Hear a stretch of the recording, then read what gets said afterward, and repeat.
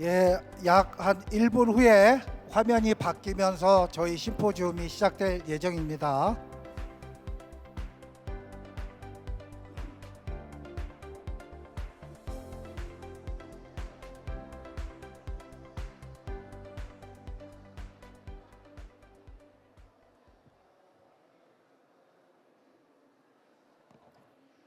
예, 화면이 바뀌었습니다. 정확하게 내시고요. 그러면은 오늘 심포지움을 시작하도록 하겠습니다. 저는 오늘 심포지움 사회를 맡은 성균관대학교 창업지원단의 이정우 교수입니다. 자, 오늘 발표를 맡으신 영국더비대학의 박종열 교수님, 일본 메이지대학의 요시마루 교수님, 말레이시아 유니버시티 케방산 말레이시아 대학의 논리자 교수님, 그리고 성균관대 김경환 창업지원단님이 자리에 오셨습니다. 큰 환영의 박수 부탁드리겠습니다. 자, 오늘 심포지움은 동시 통역으로 진행이 됩니다. 리시버를 맞추시면은 나눠드린 자료집과 함께 방청하시면은 더 많은 내용을 이해하실 것입니다. This symposium is operating with simultaneous translation. Please set your receiver channel 3 for Korean, channel 4 for English. Yeah. Are you ready? 예, 갑니다. 오늘 심포지움의 진행 방식을 알려드리면은요, 먼저 각 발표자가 네 분의 발표자가 순차적으로 20분씩 발표를 합니다. 조금 늘어날 수도 있겠지만은 한 개인이 갖는 시간은 30분입니다. 그래서 시간이 좀 늘어나면 Q&A 시간이 주로 들고요. 그래서 청중들로부터 질의까지 받는 시간까지 포함해서 총 한 명이 30분을 사용하실 수가 있습니다. 자, 그러면은 첫 번째 발표자로 에딘버러가 있는 스코틀랜드에서 오셨는데요. 영국 더비대학교의 박종열 교수님을 모시겠습니다.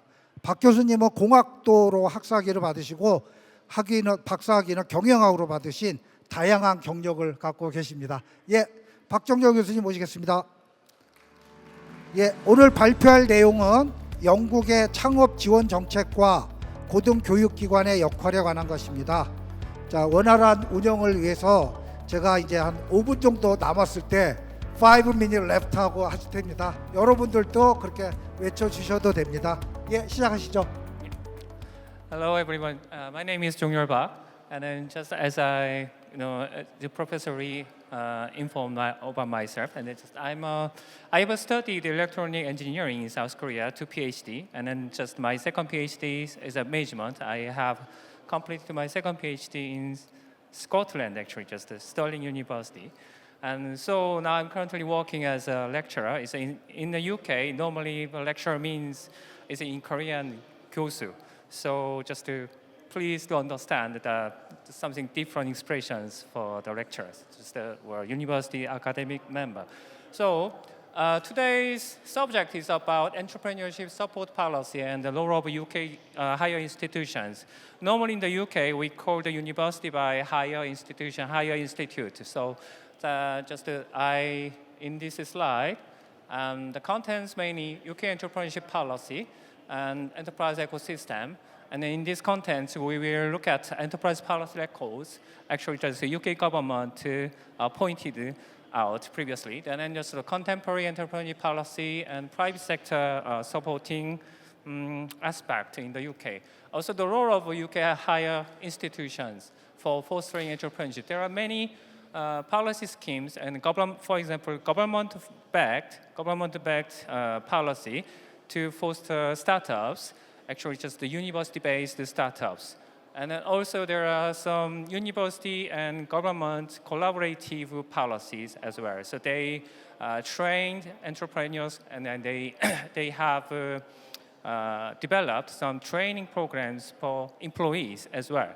So there are some case studies I will show you. So the UK entrepreneurship policy, and just we can, as you know, the UK as the country has achieved great successful economic growth over 100 years, over 150 years ago, and then since they have done the industrial revolutions. So the government, 1945, 1970s, they focused to managed enterprise. And the next step, 1970s, the UK government published a Bolton report, which is about SMEs policy and their growth supportive schemes, etc. So since that time, they pointed out that the job creations and social inclusions. And then the next step, they are focusing on improving productivity of businesses. And the next step, lately, they are now just balancing. They want to make balances between productivity and social inclusions. So these shapes looks very similar to the management theories. Basically, management theories, we know that just some, in our class level, we have learned lots of management theories and leadership theories. In these theories, normally engineering background CEOs developed some management theories, for example, scientific management theories, and then they focus the productivity and also business effectiveness. And then since that time, they changed some paradigms in management, in managing organizations. So these policy objectives also just I personally think is follow these changes over 100 years. So the next slide, we can see. So commonly, government policy, they have some common communal factors. So innovation and regional and finance. If there is no finance, the company cannot survive. And also the government regulations is this is very fundamental requirement to support, to foster SMEs and then just the startups. Finance, absolutely, this one is the core of business startups. If they do not have enough money, they cannot start, they cannot borrow properties, they cannot hire employees, and also they cannot respond to government regulations, even environmental changes, etc. So we need to know these three elements to develop very effective policy and also just to foster startups. Okay. So here, entrepreneurship policy, well, this is the examples. The central government, UK central government backed schemes have to grow, so just quite straightforward. If we see this name of this policy, well, have to grow, well, to help business growth, okay? And inside of this policy, and then just the UK government funded over 50 business schools and then to develop educational program for those just who are entrepreneurs and entrepreneurs employees. So our university also same. So the University of Derby provide some educational programs with this fund for local businesses. So 50 business schools, over 50 business schools across the UK from south to far north, they are delivering quite similar educational programs, similar training programs for those entrepreneurs, employees in regional area. So they just if they move somewhere, they can see quite similar educational programs any places in the UK. So this one, Innovate UK. So Innovation Grant Institute in the UK. It is quite similar to 기술정보진흥원 in South Korea. Okay? So they funded huge amount of money to businesses and also universities and public institutes. So in these budgets, there are some different categories: art, engineering, nature, research and science, or medical or economic. Okay, so UK basically they classified into specific expertise areas as by universities and regional areas. So we will see the next slide. So this one is the example of accelerators. So the kinds of accelerator, this one is not accelerator. This is a regional innovation center. to support specific industrial sector. So 9 catapult, 50 locations across the UK, cell, gene, and then compound semiconductor on the connected places. So I'm not sure whether you can download these files, and in this file, I leave the link. So if you click the each category, you can move to the website to see more detail. Okay. So for example, cell and gene therapy. So this area is compound semiconductor. This place is a Newcastle. Newcastle supports this area. And then gene and the medical discovery, this catapult is placed in Edinburgh. So the university based supporting systems and just to support this specific industrial sector. This one, so actually just to foster startups, we have to concentrate on encouraging young people to be entrepreneurs.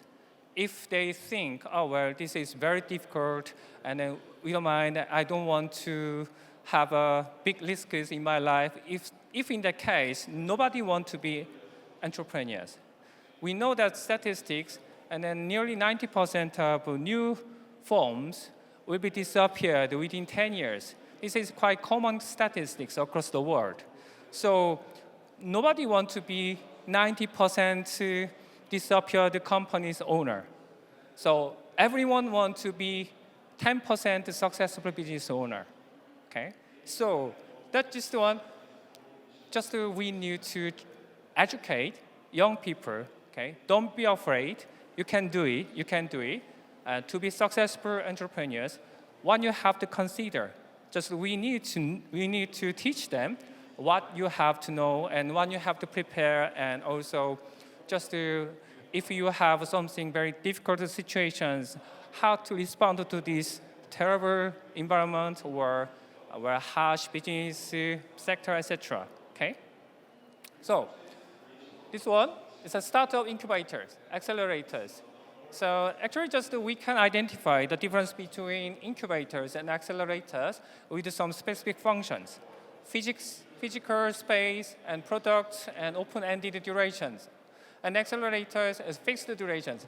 Normally we understand accelerators, they want to get benefit within specific time frame. And therefore the business owner should make money, should make a profit, then they can repay some investment fund, and therefore they can be, maybe sometimes they can exit or they can be merged by some very big companies. Okay? So here, the UK,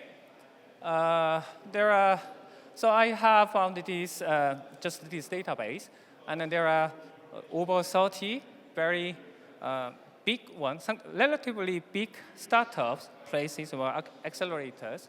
Among those, I put these 1, 2, 3, and then all these big major places in London. And then each incubators, actually just accelerators, they are combined together. And then industry-focused software finance and AI software and machine learning and healthcare software education. So a few weeks ago, I have seen that best successful startups in the UK, nearly half of them were focused on some finance, engineering, finance, software, technology, and also some retail sector. Because the UK industry sector now is just a very poor manufacturing infrastructure, but very highly developed AI technology and highly developed highly developed retail industrial sector. For the reasons they can see some possibility to be successful business in these industrial areas. So the Northern. Actually, the UK. When you look at the United Kingdom, why we call the United Kingdom? Because there are 4 devolved nations: Scotland, England, and Northern Ireland, and Wales. So each devolved government has their very strong power, except for military force and diplomatic roles. So each government has their own business support institute, public-funded institute. So Northern Ireland, just the embassed Northern Ireland is the name of this institute. It is quite straightforward to understand, very easy to understand what this institute is aiming at. Okay. So here, from student to first sales and business advisory service, it is quite similar to our BizInfo. So where some different aspect also we can see compared to other developed nations. From next slide. Okay, here's from student to first class, apply 15,000 grant and then just the transitions to self-employment and the student graduated. But here, within last 6 months. So if graduate apply this fund after 6 months, they are not eligible. Okay, so they have to decide whether I will start this business within 6 months after graduation. So business ways.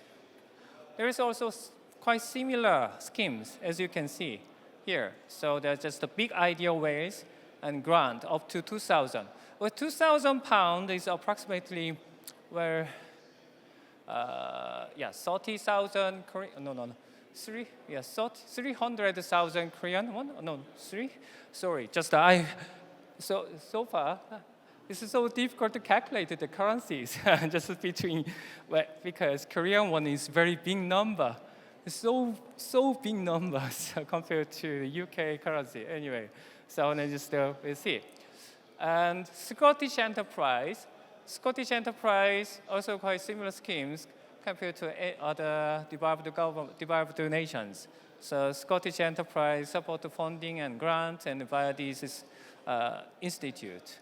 So we can see many policies, central government-backed policy and these developed government-backed policies. So here, this one, from this slide, I will talk about the university educational system, and on their startup environment. So actually, the UK universities, and then they have to abide by this quality assurance. So they strongly suggest to all universities, wherever want to develop entrepreneurship or enterprise subject, they have to follow these quality code, quality standard. So entrepreneurship education is to provide various courses. Students should understand business environment, and then they have to think about practical business environment. Also, they have to be able to explain it, and then also they have to develop something practical idea to help real business. Okay. So, based on this standard, so we are teaching students with these stages, this subject, from year 1 and developing enterprising mindset, year 2 understand the people in organizations, and then year 3 as sustainability and responsible management. Actually, the UK universities, all universities stressing the sustainability, business sustainability. So also just we sustainable business and recycle or just lots of renewable energy environment we also discussing very much. Okay. This is spreadsheet. This one is the example we are using in a class. And then year 1 student should develop this business plan. This is a real business plan. All startup entrepreneurs are used to develop their own business. So see, if you can see, business overview, market research, and competitor analysis, and staff and premises and suppliers, equipment, everything we have to know this to start their own business. Just to think about this. Just year 1 student, normally they are 19-year-old. and then they have to make this report, and maybe within 20 pages. So normally I reviewed their business plan, and then we have given some feedback. So one, you have to reconsider, and for example, your marketing strategy is not feasible, and also your suppliers probably cannot supply these materials on time, for example, because the students didn't investigate enough about this sector. So we have given many feedbacks depending on their report. Okay. And therefore, students can realize what the real business is and what they have to consider and how to overcome some difficulties in business planning. So here, we also have quite similar schemes, and then just compared to other universities.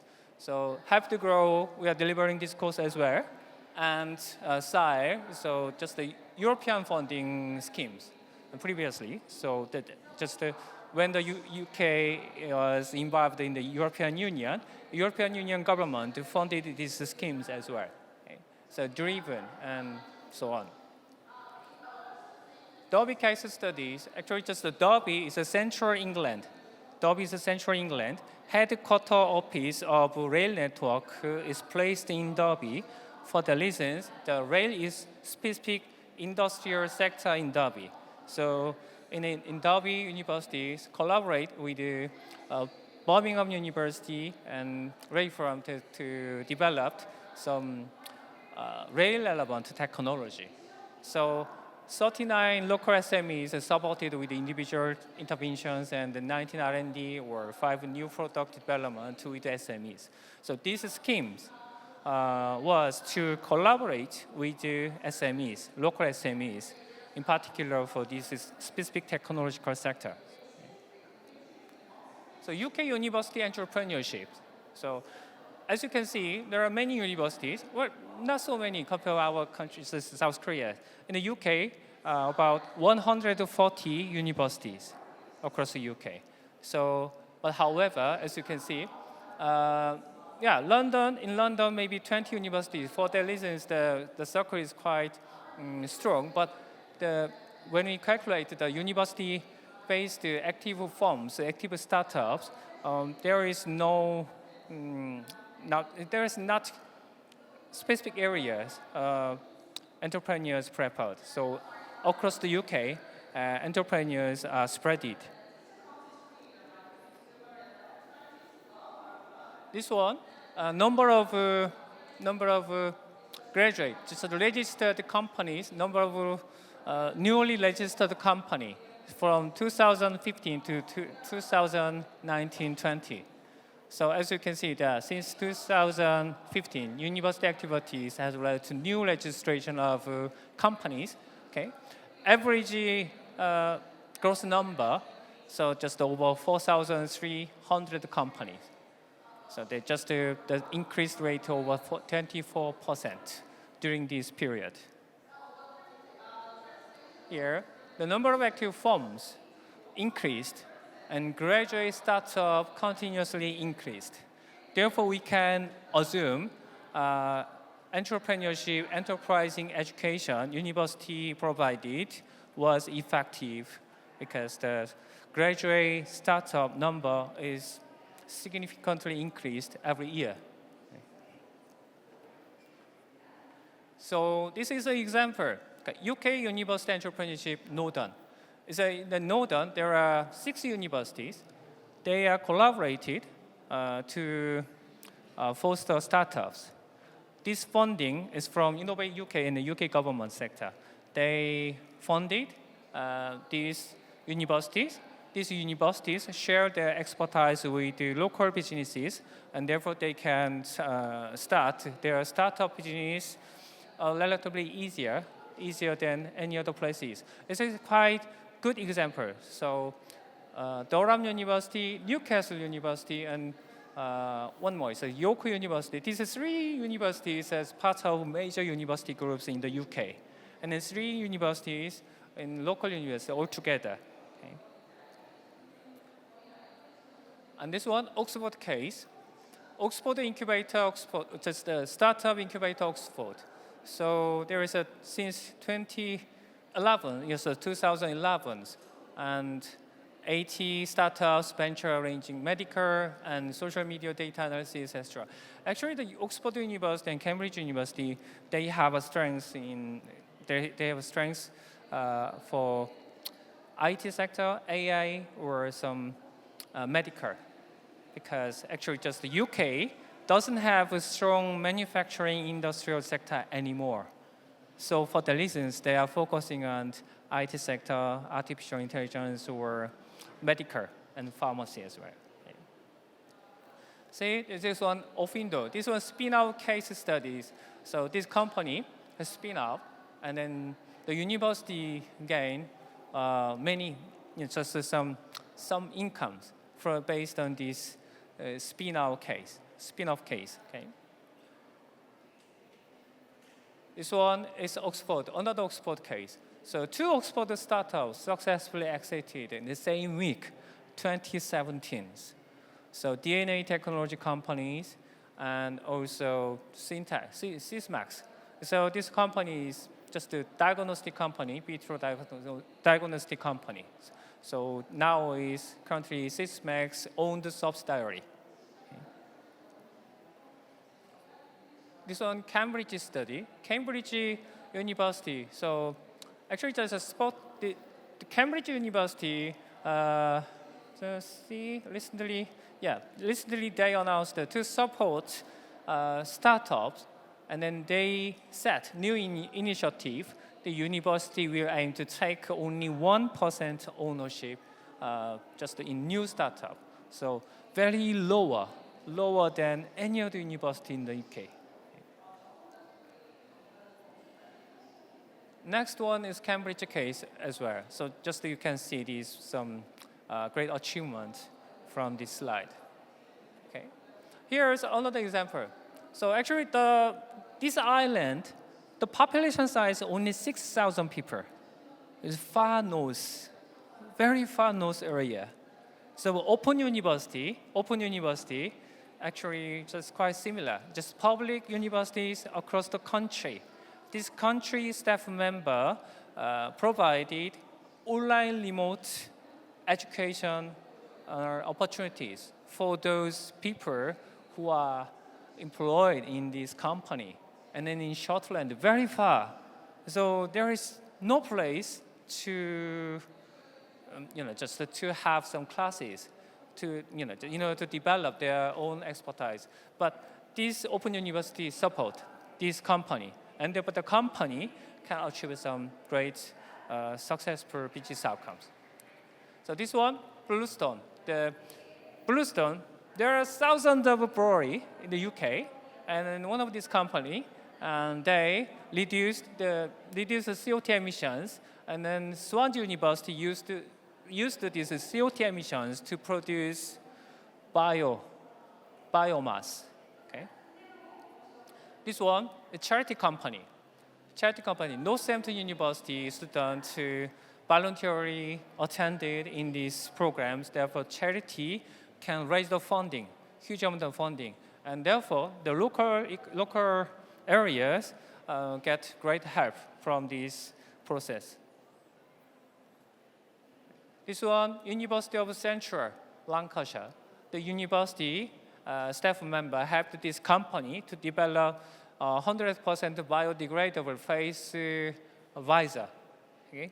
The owner said we can complete this development within 6 months with this help from local universities. This one, so actually just a spin-out environment for academics. There is no formal regulations whether the academic staff member can start their own business, but they can spend their own time up to 30 days, the university allowed. So they can spend this time for external activities. And then at the same time, just the problem is if academic members want to start their own business, they have to give up their career. And then when they have great successful business achievement, if they want to back to the university, and this means they didn't have any more publications during this time period. For the reasons, they may have so difficulties to back to the university because the UK university always asks the academic staff member, you have to publish many publications every year, or research funding as well. So that's the problems. So currently, government funding supports secondment or partnership programs only, and we do established business rather than new startups. So UK entrepreneurship, actually just UK university, university-based new firm creation is very important for job creations and also regional economic growth. But at the same time, there are some problems. Academic staff members may have challenges to start the business by themselves because of these reasons. So the government report, independent report said this one is the funding by our academic time and then commercial partnership or potential sponsor, etc. Just you can read this through. Actually, just the point is, please give us some benefit to be able to back to the university after gaining successful business achievement. But so far, no, it is not existed at the moment. So further considerations. So I have seen some papers, actually just as you know, South Korea government and world top rank in terms of direct R&D funding. But when we consider both taxation policy and direct R&D fundings, the UK is higher than South Korea, just 1 point. That means UK government has changed their paradigms to focus on taxations with some direct fundings. And therefore, we can expect the company can invest their money by themselves with a small amount of money funding from the government sector. So this is kind of a different paradigm, but we also need to consider it. So this is the graph about this. Well, so far, this is my presentation, and you can access this link to know more details. Thank you for your listening.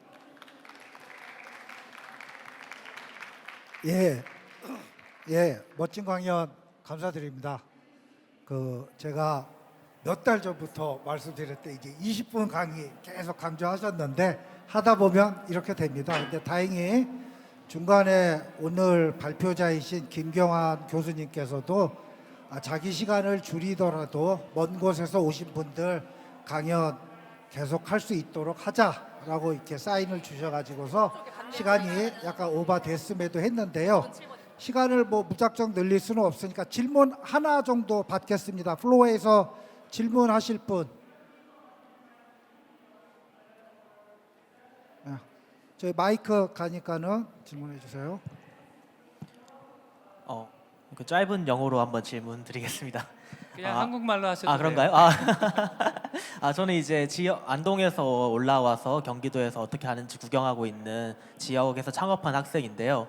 사실 지역에서 창업을 한다는 거, 이렇게 수도권이 아닌 곳에서 창업을 하다 보니까 주제가 테크 창업이다 보니까 테크는 인구 밀도, 인재들의 밀도가 굉장히 중요하잖아요. 근데 대한민국은 또 지역에 워낙 인재들의 밀집도가 낮다 보니까 두 가지가 좀 딜레마가 있는 것 같아요. 그래서 영국 같은 경우는 그 넓은 땅에서 어떻게 이 딜레마를 해결하고 밸런스를 잡았는지 거기 방법이 궁금해가지고. 자, 이거는 제가 한국말로 말씀드릴게요. 그 영국 대학교가 조금 우리하고 틀린 게, 그러니까 인구 분포도 틀려요. 영국은 런던하고 버밍엄 빼고는 제일 큰 도시가 인구가 40만 명이 안 넘어요. 대부분 20만 명 요래요. 그런 도시가 전국에 쫙 퍼져 있다고 보시면 돼요. 그리고 인구 한 20-30만인 도시에 대학교가 하나 정도 있어요. 그럼 이 대학교에서 특화된 산업 분야가 있잖아요. 그 분야 관련된 기업이 파생돼서 나오면은 그걸 서포트 해주는 식이 가는 거예요. 그리고 이제 아까 다는 말씀 못 드렸지만 더비대학교도 무엇이 있냐면은 이제 로컬 기업하고 로컬 기업에서 이제 인턴 사원을 뽑을 때 학교에서 이제 플레이스먼트라고 해요. 인턴인데 학교하고 이제 로컬 기업하고 관계를 만들어서 직원이 필요하다 그러면 보내줘요. 보내줘서 한 6개월 우리처럼 인턴이죠. 6개월이나 1년 정도 써보고 거기에 또 정부 펀딩이 있어요. 일부 보조금이. 우리도 그런 거 있잖아요. 그걸 받아서 괜찮으면은 계속 고용 가는 거예요. 그거는 국제 유학생도 똑같아요. 이제 그래서 국제 유학생 같은 경우는 이제 스폰서십 필요하긴 한데 그런 식으로 돌아가고. 그래서 약간 우리하고 환경이 틀리다. 그래서 이제 저도 우리나라에서 생활해봤지만 많이 어려운 거 알거든요. 그럼 결국에는 다 서울로 올라오는 거죠. 서울 인근, 못해도 판교, 성남, 화성, 동탄 뭐 이렇게 가는 거예요. 자꾸 내려갈수록 돈을 더 줘야지 오죠 이제. 예, 올라갈수록 좀 덜 줘도 오고. 예, 그리고 내려가서 덜 주면서 반대급부로 더 주면서 뭐 이제 많이 줄 수 없다 그러면 덜 주면서 뭔가를 더 줘야 되는데 그때 필요한 게 숙소 뭐 이런 거죠. 이게 그런데 대신에 저는 그 생각이 듭니다. 요즘 구직자들은 그 플렉서블한 환경을 좋아하잖아요. 이제 영국도 지금 하이브리드 워크 시스템이라고 그래가지고 이제 재택근무가 가능하고 또 나와서 온사이트에서 일도 하고요. 그런데 자기가 책임진 일만 다 해라. 그건 뭐라고 안 한다. 이제 제가 에든버러에서도 똑같은 걸 봤어요. 에든버러조차도 사실은 큰 도시이긴 하지만 IT 인력들을 구하기는 힘들단 말이에요. 그 아이들이 이제 구직 공고를 낼 때 어떻게 하냐면은 플렉서블하다라고 해요. 영국 어디에서 있어도 우리는 같이 일할 수 있다. 우리 회사에만 와라. 기여해라. 대신에 조건은 맡은 바 일만 정확하게 끝내라. 일주일에 한 번만 회사에 와라. 얼굴 보고 필요한 미팅만 하게. 이런 식으로 약간 방법을 달리했어요. 그렇게 하면 어떤 장점이 있냐면은 온사이트에 들어가는 메인터넌스 코스트가 줄어들어요. 왜냐하면 사무실에 자리가 필요 없거든. 그죠? 대신에 온라인으로 필요한 시간을 정해놓고 이때는 무조건 답을 해라. 안 그러면 이건 계약 위반이다. 그렇게 가는 거죠. 그러면 이제 페이는 남들 줄 만큼 줘요. 대신에 메인터넌스 코스트를 다운시켰잖아요. 거기서 일단은 세이브 시키고요. 그리고 필요한 잡을 줬을 때 이것만 끝내라. 그러면 어떻게든 얘가 끝낼 거 아니에요. 그러면 피드백 아웃컴을 가지고 와서 합치는 거죠. 이게 IT 기업들은 가능은 해요. 제조업이 아니기 때문에 공장이 필요 없잖아요. 공장조차도 요즘은 오토메이션이 됐기 때문에 사실은 그렇게까지 필요 없고요. 그러니까 여러 가지 방법을 찾아야 될 것 같아요. 근데 우리도 좀 패러다임을 바꿔야 될 것 같아요. 우리 현실에 맞게. 이제 외국은 어떻게 돌아가고 있는지. 근데 물론 외국하고 우리하고 현실이 많이 동떨어져요. 그렇기 때문에 힘든 것도 사실이고요. 하지만 그게 하나의 아이디어는 될 수 있죠. 남들이 어떻게 하는지 보면은 뭐 도움이 됐으면 좋겠지만요. 제가 말씀드리는 게 예. 예, 시간상 더 이상 질문은 받지 않는 걸로 하겠습니다. 예. 박종열 교수님 좋은 발표와 응답에 감사드립니다. 큰 박수 부탁드리겠습니다. 고맙습니다. 예, 이제 두 번째 발표자인 메이지대학의 요시무라 코지 교수님을 소개시켜드리겠습니다.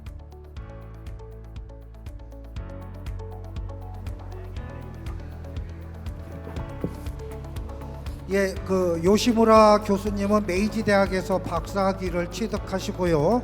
현재 경영학과 교수 및 회계전문대학원 원장을 겸하고 계십니다. 그 메이지 유신 많이 들어보셨죠? 일본 역사에서 가장 큰 혁신이 있었던 게 메이지인데 그 메이지 대학에서 오신 교수님이십니다. 그러면은 오늘 발표할 내용은 일본 창업 생태계에서 대학과 지역의 역할에 관한 것입니다. 큰 박수 부탁드리겠습니다.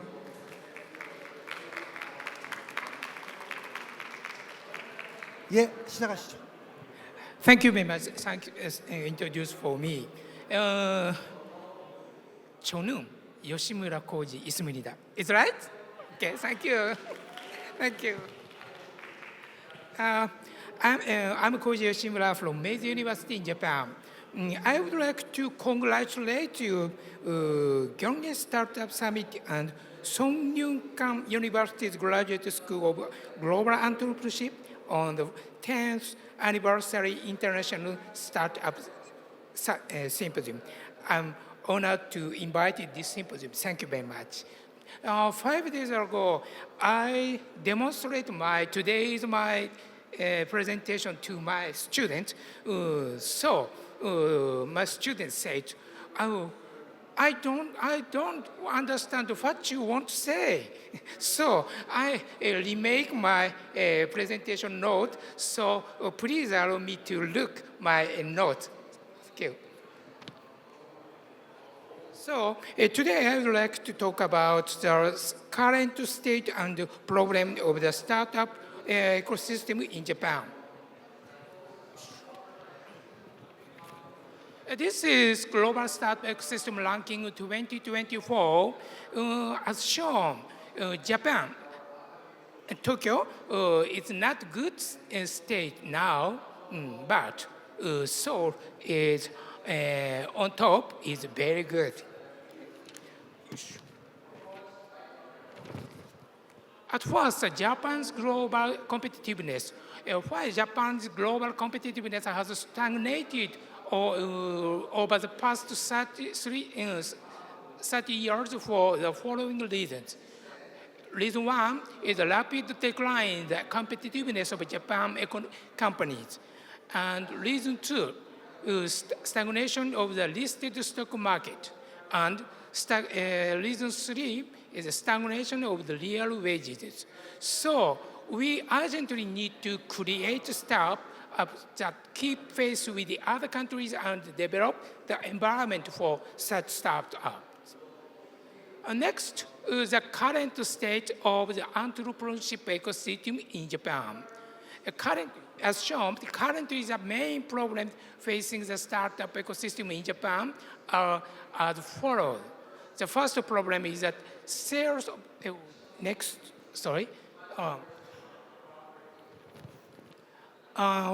first problem is the sales of growth rate of companies in the 6 to 10 years after listing is low at 3% per year. Sorry, I wrong that. Sorry, yeah, okay. And second problem is a lack of capital needed for growth.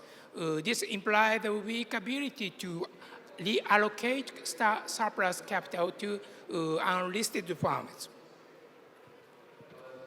And next, lack of capital for growth is weak ability to reallocate excess capital to unlisted companies. The company needed for growth is insufficient. This stimulatory implies a weak capacity to reallocate surplus capital to unlisted firms.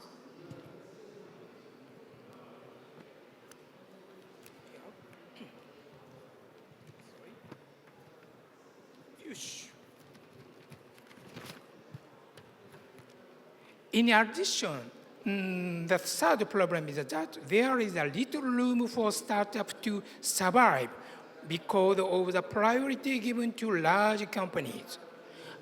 As shown, as a result, startup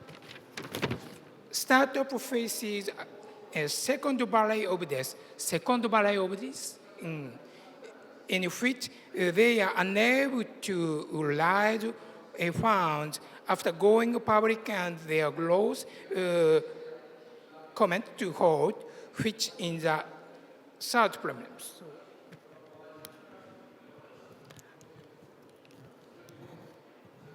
My old aged eyes, sorry. Too difficult to show memo.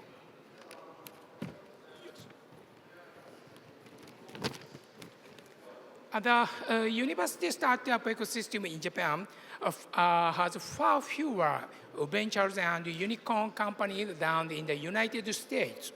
The main reason for this is a lack of ability to create venture companies with the potential to become investment targets. Next, structure and history of region-based startup in Japan. Japan lacks the necessary capabilities for creating and fostering the growth of university-launched ventures. Prime Minister Mr. Kishida has positioned 2022 as the first year of startup in Japan. By the way, Prime Minister in Japan changed tomorrow. Government members change very, very, very fast. But social development in Japan is very, very slow. Yeah. This is the overview of the venture boom in Japan. Japan has a 3 times boom. First boom is 1972 to 1973. Second boom is 1983 to 1986. And the third boom is 1993 to 2025.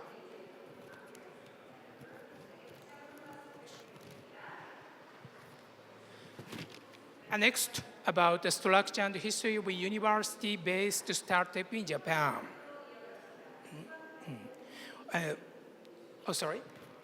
National universities are allowed to invest in venture capital or funds to support startups leveraging their own research outcomes.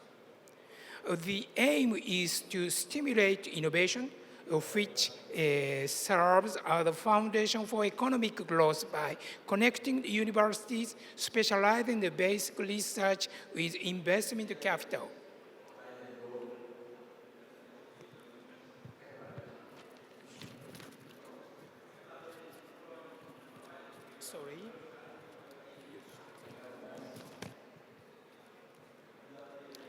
And by the way, in Japan, national universities can only invest in venture capital funds that has been approved by the government.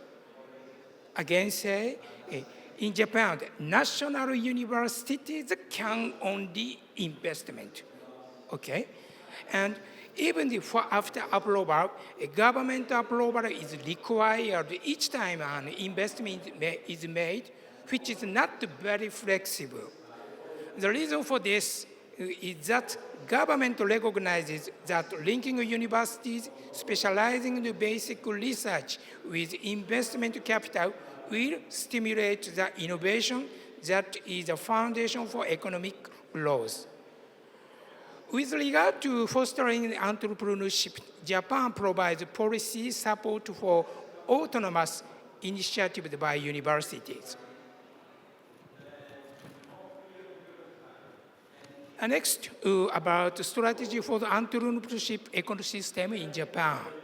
Therefore, in Japan, the following specific measures are being developed under the government's leadership as strategies to revitalize the startup ecosystem.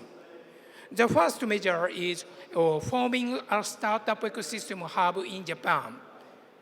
Its basic approach under the government initiative at first, turn local cities into hub cities with startup ecosystems. And second, strengthening the ecosystem centered on universities. And increasing the funding for startups and promote mobility of human resources.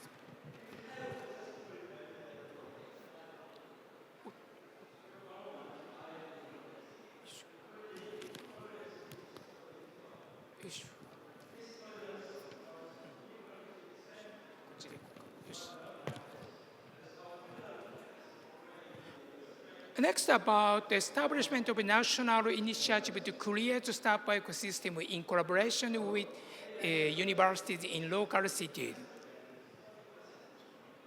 The third measure is the creation of a startup ecosystem in collaboration with universities in regional cities. In Japan, it is essential to have a university-launched startup as bird of innovation.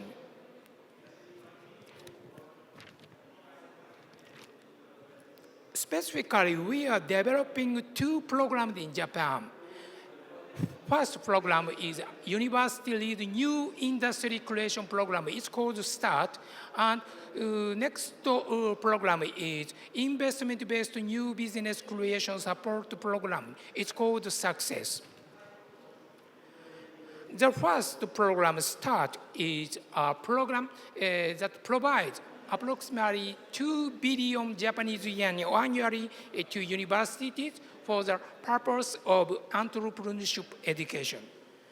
And the second program at the success is a 5 billion Japanese yen fund whose purpose is to invest in venture companies that commercialize the result of university research.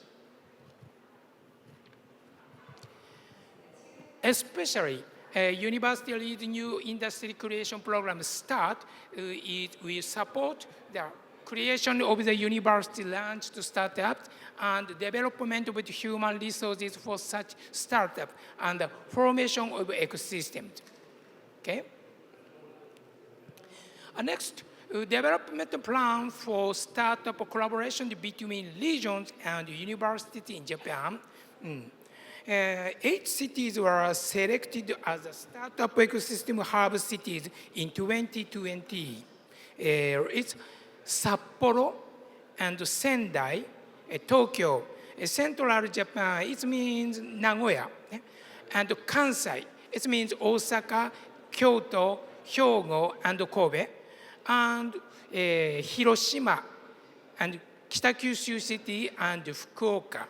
These 8 cities is startup hub cities in Japan now.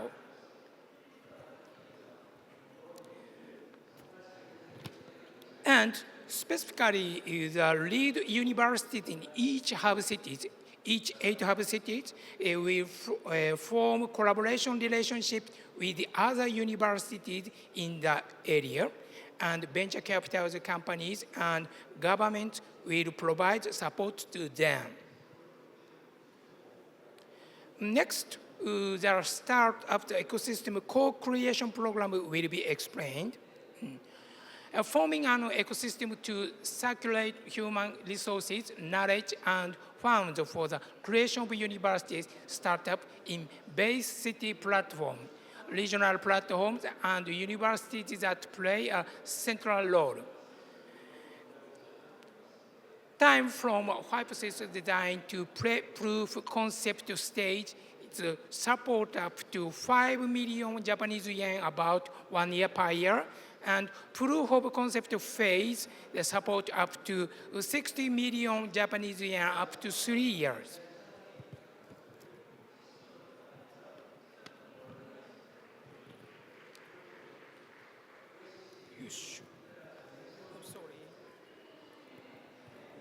So next, I explain the successful case study of regional university startup cooperation in Japan.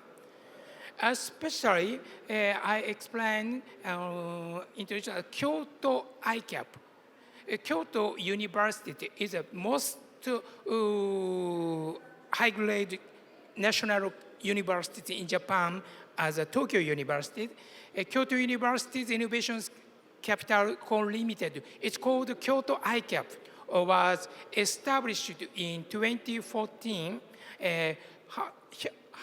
100% funded by Kyoto University, and it's located in the Kyoto University. Kyoto ICAP provides investment and other support to companies that aim to commercialize knowledge, especially research results and technologies, and foster entrepreneurial spirit. Recently started to support non-Kyoto University startup, and its fund size is 18.1 billion Japanese yen. Oh, sorry. Its management team is as follows. Each company is a very major company in Japan. Okay. And next, well-known startup funding supported by Japanese national universities. At first, Preferred Networks is organizing from University of Tokyo. And FOB is originating from Kyoto University, and QD Laser originating from University of Tokyo. And some platform in Japan where universities utilize research achievement to promote innovation, especially U-Tokyo Innovation Platform.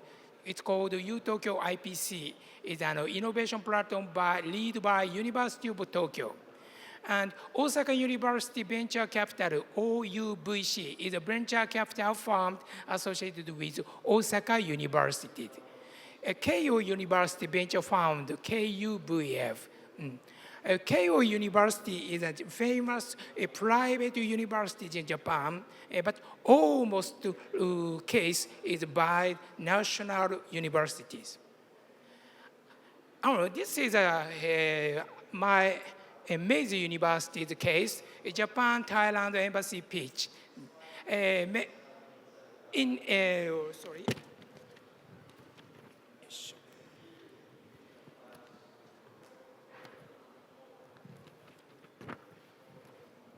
A major university to which I belong is developing a matching project between Japanese and Thailand company in Bangkok in collaboration with a Japanese embassy.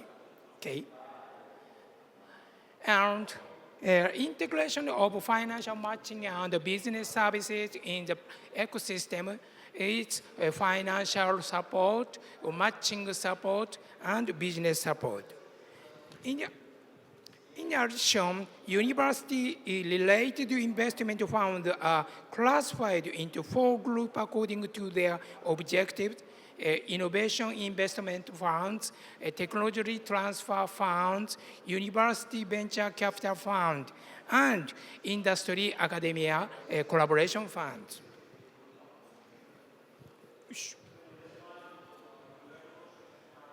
As a result of the development of these strategies, the number of university-launched venture companies in Japan has been increasing year by year.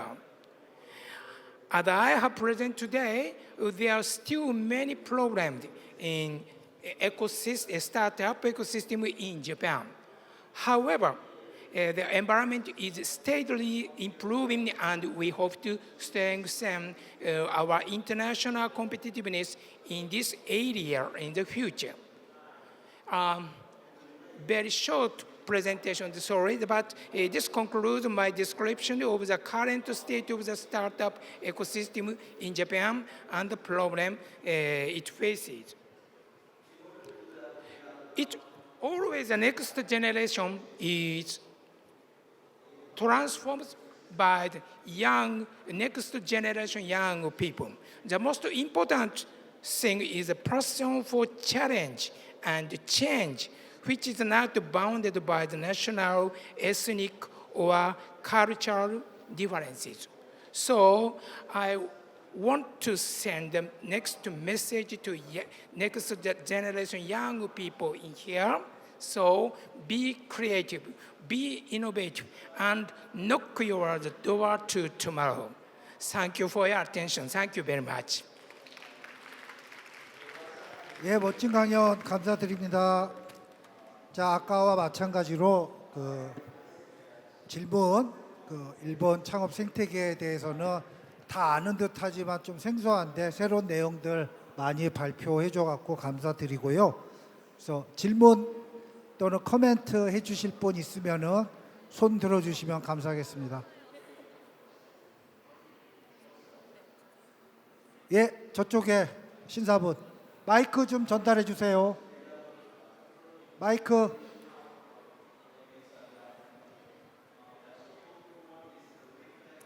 Thank you, and Professor Koji. And my name is Won Tak-seo, and I work for Global Gates. And my friend of Director Kim, yes, now hosting this symposium. And my question is, I am very delighted from your presentation and the very rapid growth of the startups these days, and excellent. And my question is, yes, this graph. And you mentioned from 55 no, 54, almost 70 years ago. And you numbered how many? Oh, yes, from 1990. And the 40, yes, the first 54, no, 54 startups. And at that time, what your a kind of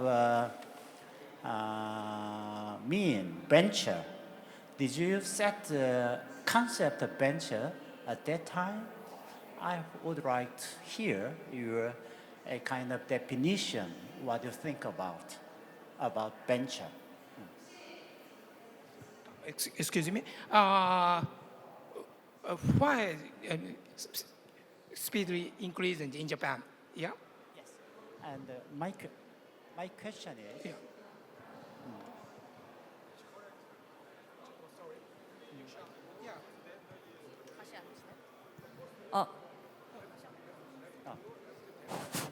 아.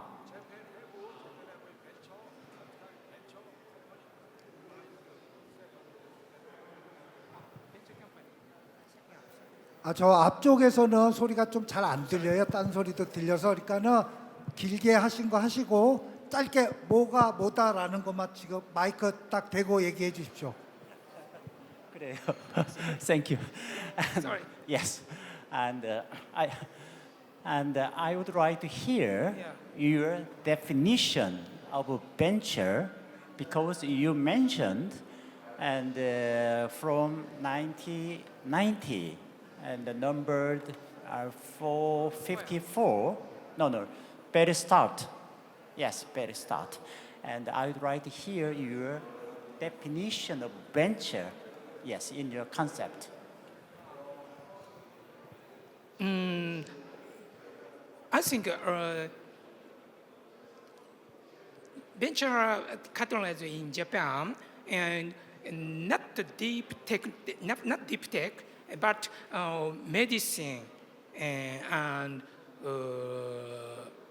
medical industry venture is increasing. Okay, sorry. 예, 뭐 다른 질문 또 있으십니까? 예. 우리 박세연 원우께서 질문하신다고 합니다. 한글로 먼저 할까요? 아니면 영어? 예. 한글로 간단히 말씀드리면 일본도 우리나라처럼 사립대와 국립대가 혼재되어 있는 환경이고 그 스타트업 에코시스템도 사립대와 국립대가 차이가 있을 것 같은데 그거에 대해서 간단히 설명 부탁드리겠습니다. What is the difference between the public university and private university in fostering the entrepreneur startup ecosystem? Sorry, one second, please. Shortly. What is the difference between private university and public university to foster the venture company? Venture company, yeah. Wow. I'm sorry. Why a public university the only investment to venture capital? It's a Japanese educational regulation under the regulation. I see. So yeah. I belong in a public university, so we want to invest to venture capital or funds by private universities.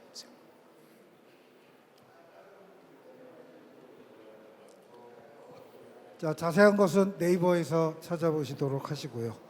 또 질문하실 분, 예, 저쪽에요. Growing globally is important for startup, but there are challenges that can block this growth. So, what are the main problems Japanese startups faced when trying to enter global markets, and how can they overcome them? Excuse me, show me your question. Sorry.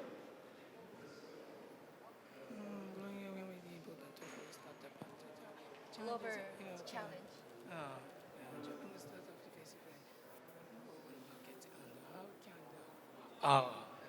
It's a good question, but it is so difficult to ask Japanese. Japan is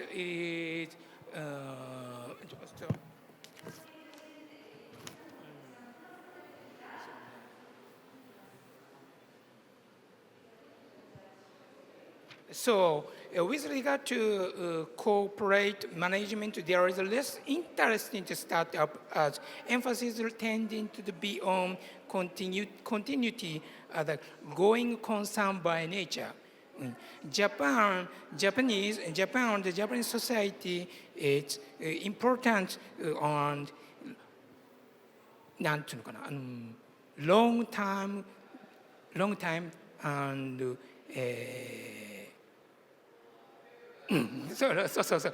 and history, yeah. 오케이, So, yeah. that's enough. 조금 음향상의 문제도 있고 소통의 문제도 있으니까 직접 내려가신 다음에 물어보시고 그러는 게 좋을 것 같습니다. 그리고 일본의 세미나 발표 방식은 정해진 규칙에 의해서만 딱 하는 경우가 많으니까요. 지금 이렇게 질문 들어오면은 저희가 소리가 잘 안 들려요. 이쪽에서는. 그러니까 좀 이해해 주시고요. 따로 말씀 나누도록 해 주시기 바랍니다. Thank you very much for Thank you your very much. I'm presentation. sorry, cannot answer exactly. Sorry. Thank you very much. 예, 저희 이제 세 번째 해외에서 오신 발표자십니다. 말레이시아 쿠알라룸푸르 UKM 유니버시티 케방산 말레이시아라고 이제 풀네임은 그런데요. UKM 국립대학교의 놀리자 교수님 말씀 부탁드리겠습니다. 얼마 전에 이제 다리를 다치셔갖고 운동을 하시다가 좀 앉아서 하도록 하겠습니다. 놀리자 교수님은 UKM 대학교 UKM 대학교의 수준을 보시면은 말레이시아에서 2등 또는 3등 하는 대학입니다. 순위가. 거기 경영대학에서 부학장으로 재직 중이시고 창업과 기업가 정신에 있어서 전문가로서 강의를 하고 계십니다. 예. 예. It's okay. It's okay. Kamsahamnida. And annyeonghaseyo. Okay. Selamat. Apa kabar in Malaysia? In bahasa Melayu said apa kabar? How are you? Okay. Firstly, I would like to thank Sun Yun Kwan University, especially Prof. Kim, Prof. Lee, and the whole Graduate School of Global Entrepreneurship for inviting me for this session. Okay. So basically, I feel overwhelmed. Yeah, I hope I didn't hurt my knee last week so that I can move like Prof. Dennis Hong. Yeah, sometimes I wonder whether he's humanoid or is it half humanoid or what. Yeah, he's so energetic, right? But unfortunately, I hurt my knee, so that's why I have a chair next to me ready in case I need to sit down. Okay. So my name is Dr. Noliza. I'm from Faculty of Economics and Management, University Kebangsaan Malaysia, or the National University of Malaysia.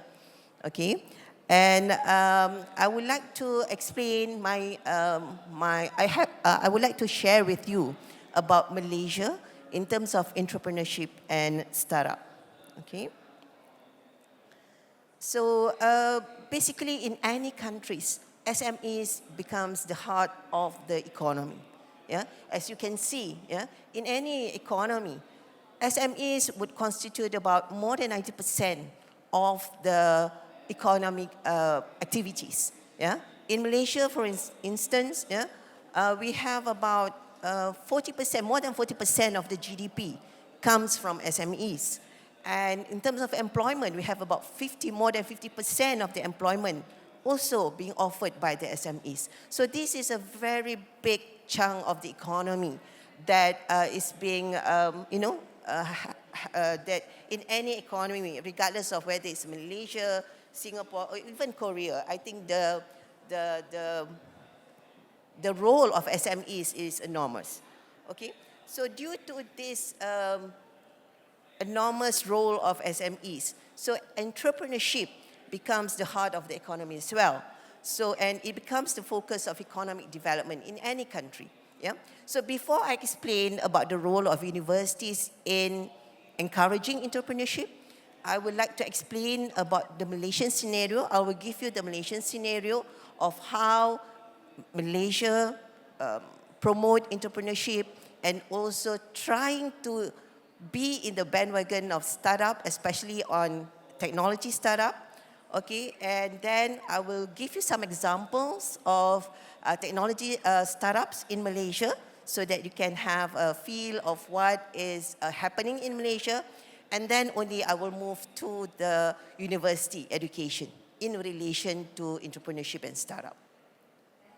So if you look at here, Malaysia basically have this what we call as a national entrepreneurship policy that we target in 2030. It is a long-term policy so that we can have an overarching plans for entrepreneurship for the next 10 years. And this included the university education as well as the school education, all right? And Kuala Lumpur basically has been ranked among the top 30 emerging ecosystem in global startup ecosystem report in 2024. But of course, if you compare us with Singapore, Indonesia, we cannot say anything, right? Singapore is number 7, Indonesia is slightly above us, but of course we know, I mean, in terms of ecosystem, Singapore is much far from us. Yeah. However, we are also trying to push startups in Malaysia. Okay. So if we look at in terms of the value, of course, yeah, the Kuala Lumpur startup ecosystem basically is the value is about 47 billion USD. So due to that, so Malaysia have built a plan, have developed a plan, what we call as Malaysia Startup Ecosystem Roadmap, yeah, that's supposed to be achieved in 2030. And the idea is to transform Malaysia into a top 20 global startup ecosystem by 2030. Okay? 2030 is another 5 years, so maybe we have to work hard for it, all right? And to generate 5,000 startups, but right now we have more than that, yeah, almost about more than 17,000 startups. But the target 5 unicorn status in 2025, we only have 2. We miss Grab, right? We miss Grab to Singapore. So we only have 2 unicorn in Malaysia, all right? And to be ranked top 20 in the global startup ecosystem by 2030.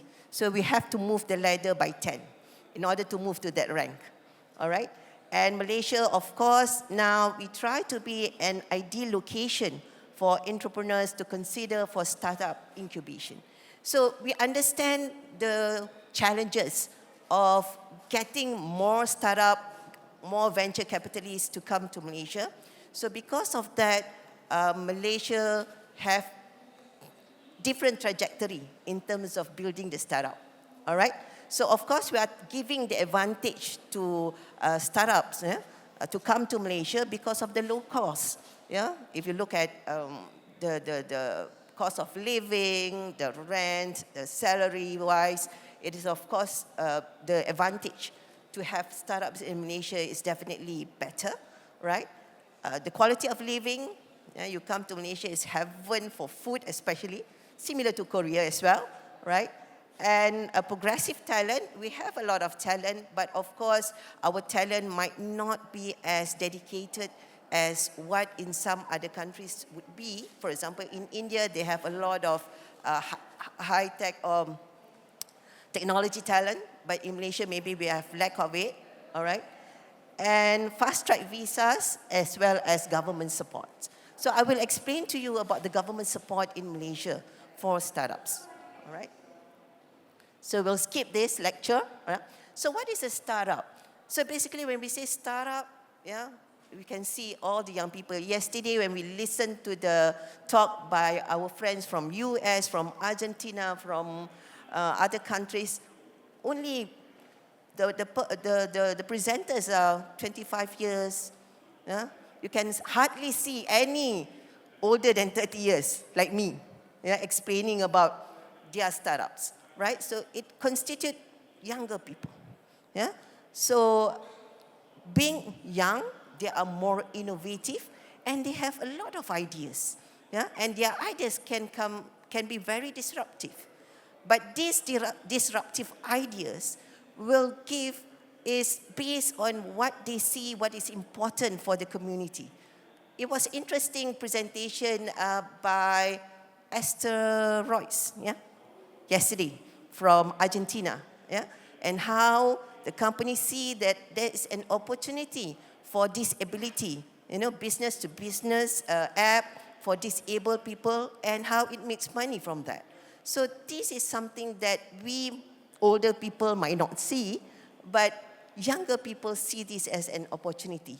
And at the same time, they solve what the community needs that we might not see. All right? So if you look at it, it is growth-oriented, and of course, it is a J-curve. At first, it goes up, then it goes down, definitely, and then it accelerates and reach unicorn, decacorn, or maybe more than that, the valuation. So I want to skip. So what is the challenges in developing startups? Thanks to Prof. Yoshimura from his explanation, I see that I think the challenge is quite similar. Yeah? Even in any other countries, the challenges for startup is quite similar. Yeah? For example, the first one is lack of private sector-driven funding. It's very difficult to get private sector to be on board for startup. Because what? Because startup is a risky business. You never know what happened. Yeah? Of course, you can see potentials, but will the potentials change into dollars and cents? Right? If you look at the performance of startup, 100% of the startup, only 1% is making money. Right? After so many years. So, do private sector want to fund this kind of business? But of course, if they find a very good potential, what we call as unicorn, decacorn, and whatnot, future unicorn, of course it's going to be good. Yeah? And of course, the trickle-down effect is there. It creates job opportunities, it creates business, it creates supply chain ecosystem that is good for the economy. And I guess that is why countries, big or small, they are promoting startups. Not because startup is making a lot of money, but startup is rejuvenating the economy and creating more activities for the economy. Yeah? Okay? So, of course, this is what happened. So, private companies, they might be a little bit more risk averse, and we understand in Malaysia, they are also culturally bound, and therefore they are more risk averse, greater hurdle there, all right? And lack of a clear path from ideation to commercialization of startups. I think this is what happened to universities, which I will touch later on, okay? A lot of universities has a lot of research being done, a lot of new things being exposed and explored and created. But when it comes to commercialization, full stop. Why?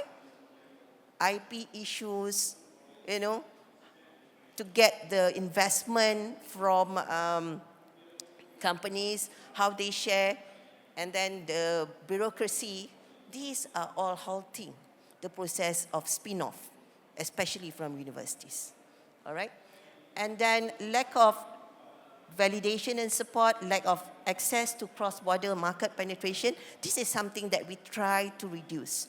Okay, we want to help startups so that it can venture into open market. Okay? Of course, to some people thinking that startup can be localized is no longer valid.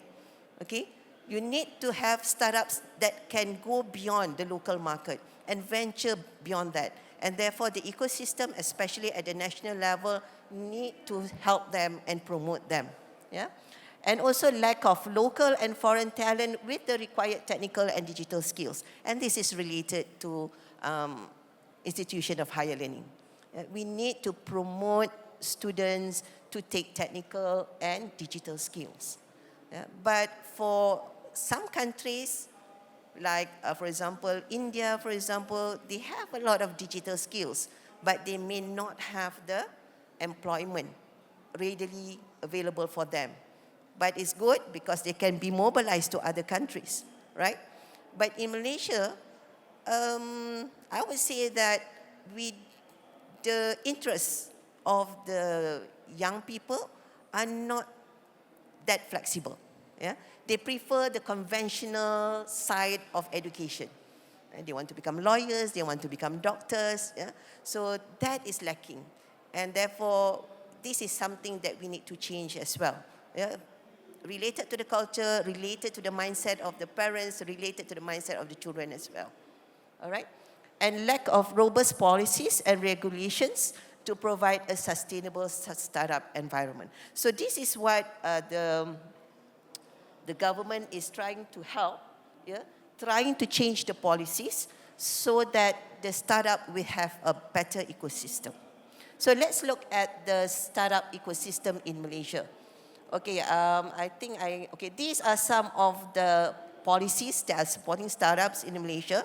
So a lot of policies, but sometimes these policies also create more bureaucracies as well. Yeah, because we are talking about different policies that cross abroad, different ministries, and sometimes these policies doesn't talk to each other. That's the issue, right?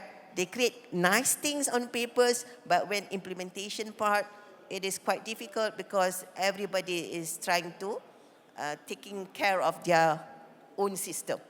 All right. So I just move to, okay, these are some of the funders for startup. We have government as well as private sector. Okay, so the government, of course, we have a lot. So the government is pumping up a lot of money to help startup. Yeah, for example, Cradle, MIDF, MTDC, MDEC, but some of them are very dedicated. For example, MDEC is more on communication, right, IT. And then if you look at Bioeconomy Corporation, is more on biotech. Yeah, so those are startups in Malaysia. So they have different level of financing. So some financiers of VCs, they go for the early stage startup, and some go for the middle stage, and some they go beyond until the late stage. All right. Okay, these are the explanation about the agencies. All right, so just let's have a look at this one. So this is the pathway that Malaysia has created for startups. Okay, so basically there are 5 ecosystem drivers: funding, talent, innovation, policies, and regulations, and market environment. So funding, the government is trying to reduce reliance on government fund. So now they are promoting more businesses or more VCs to come and pull themselves and become VCs to fund startups. Okay, so one of the way is by restructuring the startup system. So the government also become VCs. So they fund VCs to fund the startups. So that is one way they are doing it. All right. And then in terms of talent, a growing pipeline of domestic and international high-skill tech talent. So now we are trying to promote more students to take high-tech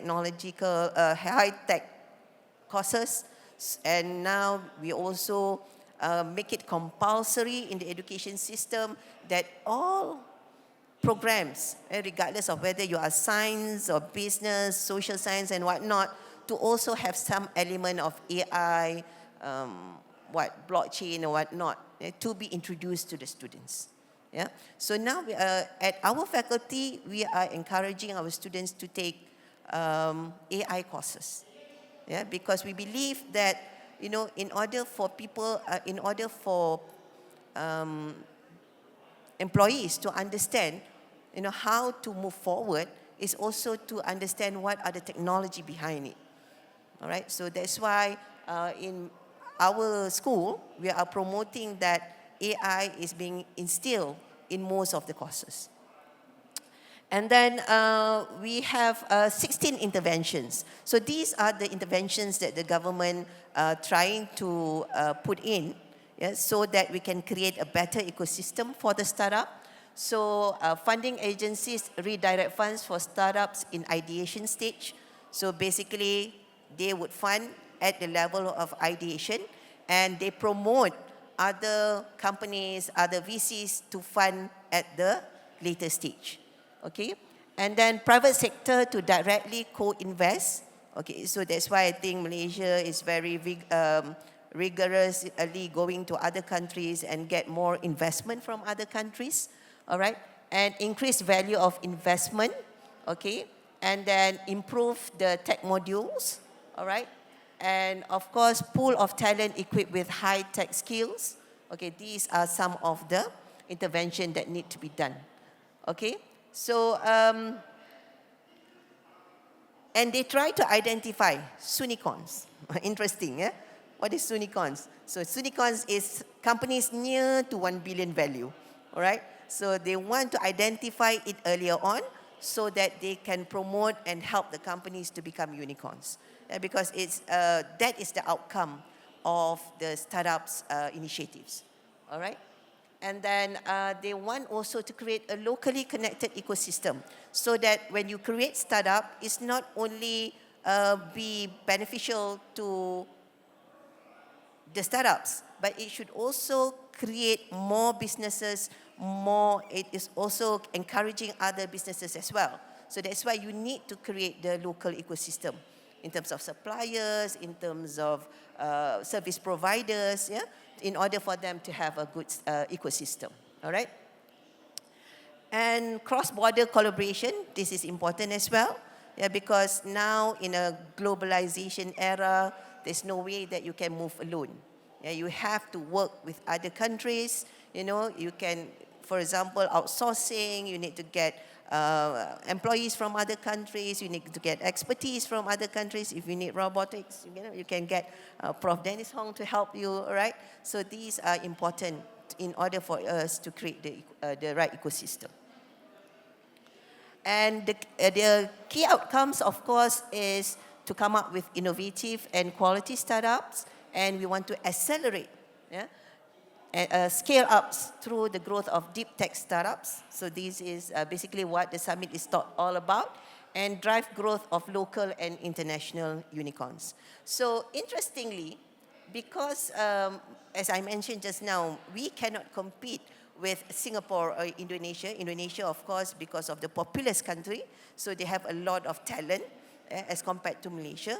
And Malaysia, we have a lot of talent, but some of the talent would move to other countries as well. So there'll always be, you know, people going out of the country with good talent. Okay, so what Malaysia is planning to do is to make Malaysia as the test hub or test bed of startups. Because why? Because Malaysia is at the center of Southeast Asia with 600 million people. And the community of Malaysia is basically multiracial, and they are basically have the same taste, preference, behavior as the other South Asian countries. Okay, so they wanted to introduce Malaysia as a test bed for startups so that they come to Malaysia, test their product, initiate their product, and then from there they move into other countries. So that is the intention of the roadmap in Malaysia. So this is one of the government initiative for startups. My startup is basically a digital initiative. So basically in my startup, they try to build the ecosystem, online ecosystem that connects, yeah, the founder, the government, of course, the ecosystem players, the tech talents, investors, and founders to the startups, so that the startups can go to the My Talent website and get information about who are the VCs, how to move about, you know, which agencies that could help them and whatnot. So these are basically the what do you call it, the epicenter of information for Malaysian startup. Okay, so let me share a little bit about Malaysian startup. Okay, so I've chosen about 4 Malaysian startups to share with you. One of it is Aerodyne. Aerodyne is basically drone technology. Yeah, they use drone technology, data technology, and digital transformation enterprise solution provider. So basically, it was founded in 2014. So it's quite young. Yeah? Founded 2014, and then it was just a 3-person startup. 3-person startup, and 10 years later, it is a global business. All right? And in terms of world #1 drone service provider for 3 consecutive years. And if you look at the award that they earn and the potential that they have made, so basically this is one of the startup that Malaysia can be proud of, Aerodyne. Okay, and of course, if you have heard about Custom, this is Malaysia Unicorn. Yeah, this is Malaysia Unicorn. So they provide end-to-end solution to consumers and used car dealers from car inspection to ownership and transfer to financing. So you get the car, a person wants to sell the car, so they will go and inspect the car, okay, do the auction, and then get the pricing, and then give them the financing, and then send the car, deliver the cars. Yeah, so it is a very comprehensive services provided by Custom. Yeah. Interestingly, if you look at the annual car sale increasing, and the funding is also increasing, and they are going for their IPO. Okay, and but it merely started as a car comparison website, and later they thrive as an integrated car e-commerce platform. Okay, and Custom addresses the issue of distrust in the traditional ways of selling and buying used cars. Yeah, so they see that there is an opportunity, to leverage on the issue of distrust for you to buy used cars.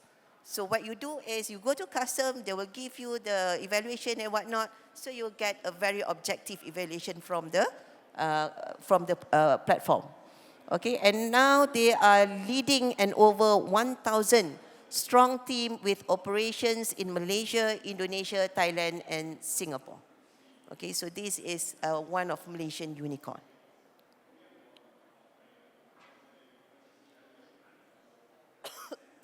Now, this is interesting, Naluri. Now, Naluri, we can say it is quite similar to what our friends have present as Royds, right? Because this is basically a health kind of services, but it targeted business to business.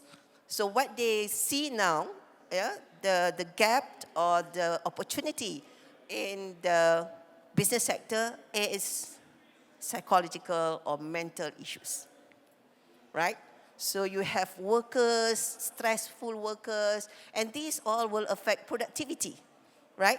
But of course, small companies, you cannot have an in-house counselor or in-house industrial psychologist to help with the workers, right? So what they do is they provide service to cater for companies who their workers need mental support or psychological support, okay?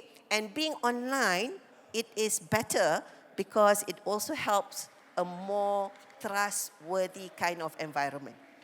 Okay, so this is a very interesting, it helps, and some sort of can be considered as a social business because it solves some of the social issues that is relevant in our today's working environment, but it also creating money, profit, and it gives a platform for a better working environment in Malaysia. All right? And my last example is cell tissue. This is UKM startup, spin-off from research. Okay? So basically, there is a research group that has generated cell tissue, especially for burn, and therefore they come up with this company, a spin-off company, Cell Tissue Technologies Berhad, and they are also known, has been acknowledged as a unicorn, future unicorn, yeah, because their valuation is nearing 1 billion. Okay, and interestingly, if you look at the progression of this company, okay, it first started from a research done by the researchers in UKM, and then they come up with a spin-off company, yeah, to commercialize tissue engineering-based products, and then they go into cosmeceutical, yeah, cosmetic, pharmaceutical, right? And then they also become the first beauty center based on tissue engineering. And then they also now have a cell tissue smart factory. Okay, so this is the example of a startup from UKM, research-based startup. Okay, so going back to the education part. So what can we do to encourage startup? So in Malaysia, entrepreneurship has become a university-wide course, meaning all students, regardless of whatever programs that you are joining, you need to take entrepreneurship course. Okay, the idea is just to give an exposure to the students so that the students can understand business, and it might give them some idea of how to become a businessman, and maybe to take some kind of interest for them to become businessmen. All right? So all programs, all students must take a business plan course, and they need to pitch, you know, their business ideas and whatnot, just to give them the experience. All right? And it is not surprising that you see that graduates involving in self-employment or business, yeah, is increasing from time to time. Okay? And of course, we have to thank the social media because it's also helping the students to become more business-oriented. All right? And with this kind of environment, yeah, we can see that a lot of students are also trying, they don't want to be employed by companies anymore. They want to be self-employed. Okay, but this is good, yeah, as long as they are working. We don't want self-employed, but they are staying at their home. All right. So we are trying to be more incorporating more elements, yeah, more knowledge to the students, not just focusing on what they learn in their programs. So that's why we introduce SDGs, we introduce entrepreneurship education, we introduce communication. All this is because we understand that in today's world, even if you go into any programs, not necessarily you will be in that particular area. You might be in something else. Yeah, you see many of the startups, you know, if you look at their credentials, their background, they are even not in that area. But they have an idea, they are innovative, and therefore they come up with an idea, they work with the right people, and they come up with a good product. Okay. And of course, in Malaysia, yeah, in order for us to get more people to be involved in business and whatnot, so we are also making our education more flexible. That's why we have all these, what we call as micro-credentials. Yeah? So for our faculty, besides having program directly for entrepreneurship, but we also offer micro-credentials for long life learning. So meaning anybody can take dedicated subjects or dedicated topics that is relevant to them. So this is a way universities can help in order to get more people to understand business, understand entrepreneurship and whatnot. All right? And we also produce professional certificates, hybrid classroom, 2 years in the university, 1 year in the industry. So all these innovative pedagogy is being applied in the universities so that more students can get more exposure and more students will have flexibility so that they can move into the working life better. So I think with that, thank you so much for listening. And if you have any question, I welcome you for the questions. Thank you so much. Okay, thank you very much. 자, 그 말레이시아에 대해서 우리가 잘 모르는 게 많았을 텐데 처음 들으신 분들은 많은 것을 배우셨을 거라고 생각합니다. 코멘트나 뭐 질문하실 분들 딱 한 명만 받겠습니다. 저기 이혜준 씨.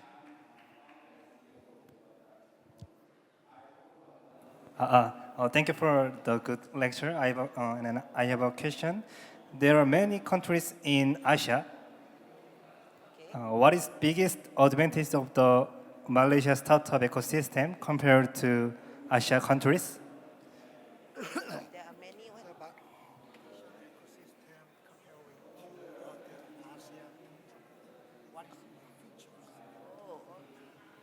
I think for startups, I think for Malaysia, what we can promote is in terms of the resources that they can use for startups. Okay, resources in terms of the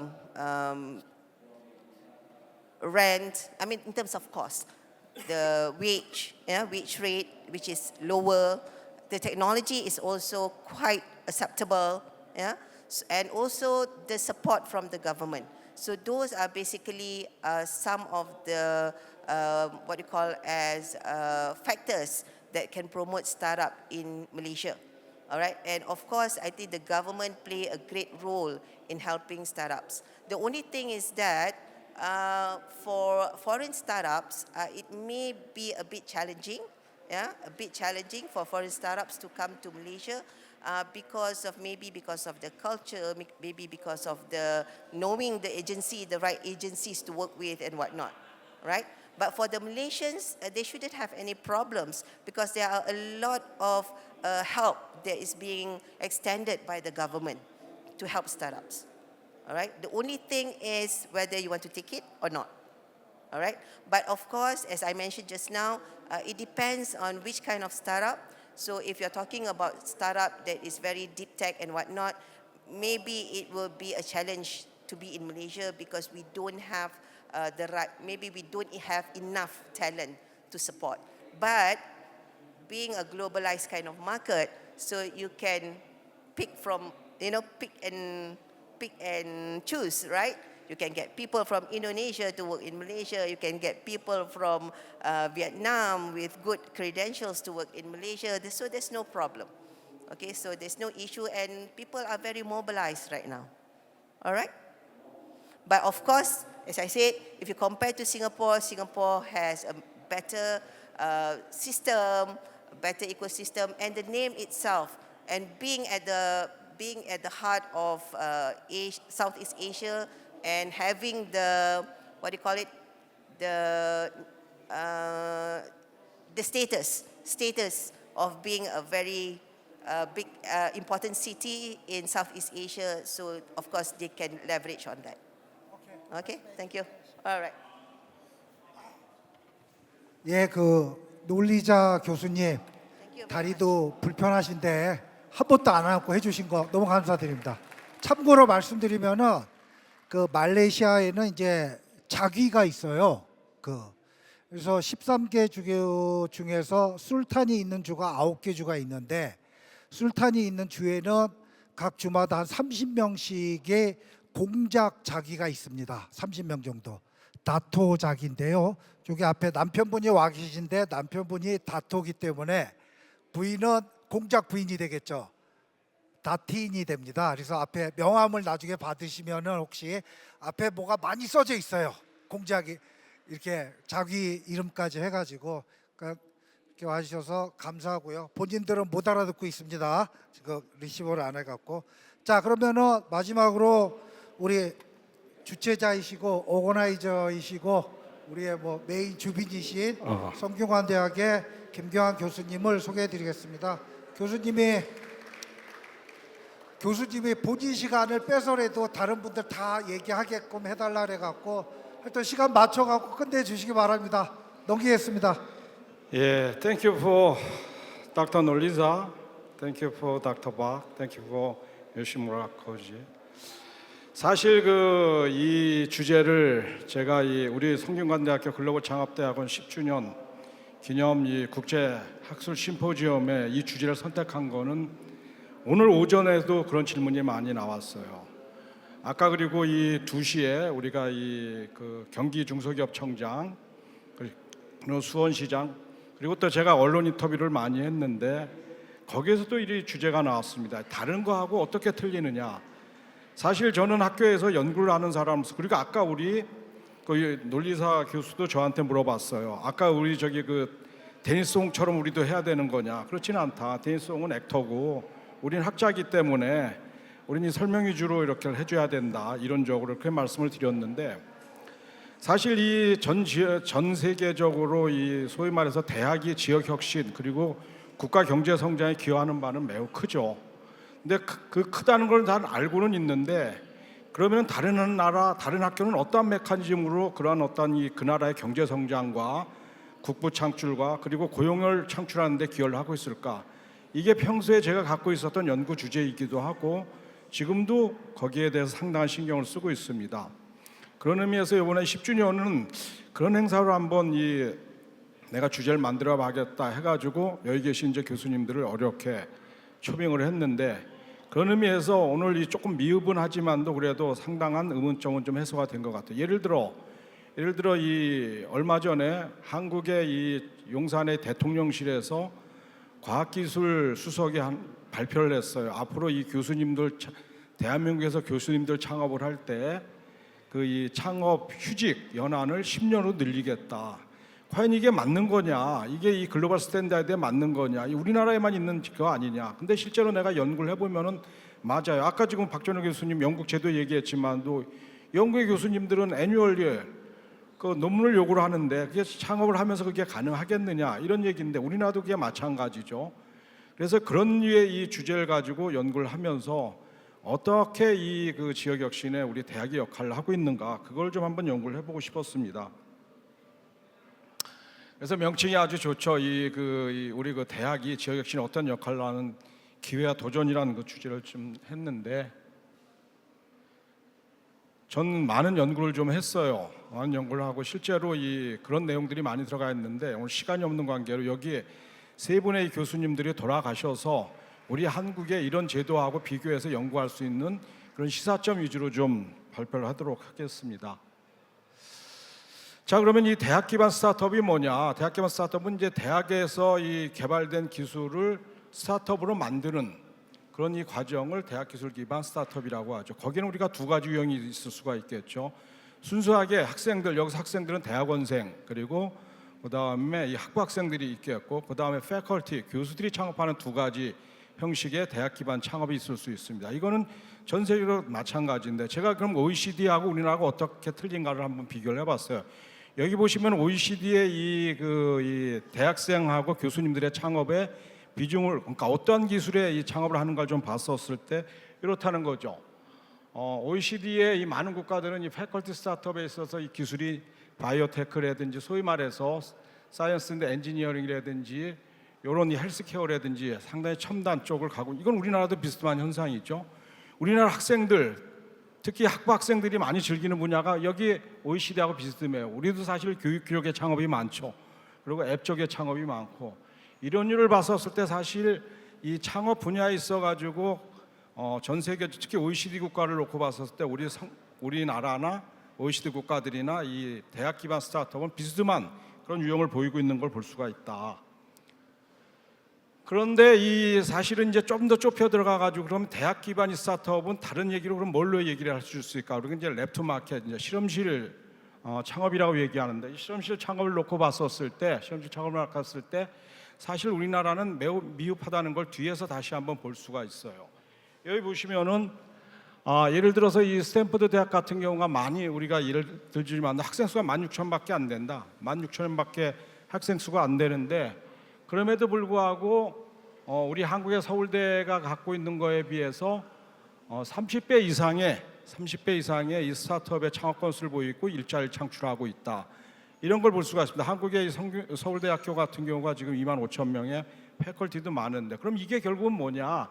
이게 그 나라가 갖고 있는 소위 말해서 이 문화 앙트레프너십 그 대학이 갖고 있는 이게 아니겠는가 하는 이제 그 우리가 의문점을 가질 수가 있겠죠.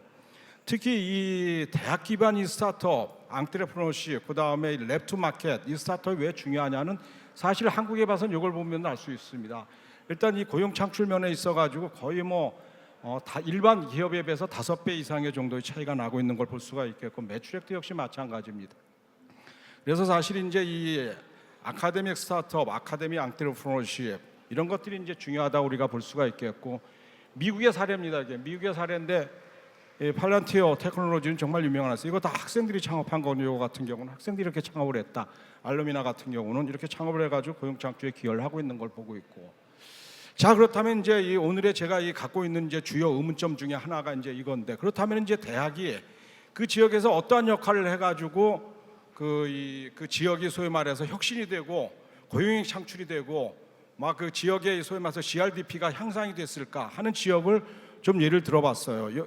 뒤에 장표를 먼저 설명을 드리면은 요건 제가 이제 이 오늘의 이 설명을 하기 위해서 별도로 어제 또 자료를 만들었는데 불행하게도 이건 번역을 못 해가지고 그냥 한국말로 가져왔는데 이게 보시면은 이제 미국에서 이 소위 말해서 이제 강소 혁신 도시입니다. 강소 혁신 도시. 여기 보시면은 이제 요건 다 알죠. 요거 이런 데 같은 경우 이런 데 다 아는데 이 볼더 같은 경우가 지금 인구가 40만 명밖에 안 되는데 불구하고 이렇게 세계적인 강소 도시가 됐다는 걸 여기 한번 보시면은 이 대학이 갖고 있는 이 영향이 대단히 큰 걸 볼 수 있어요.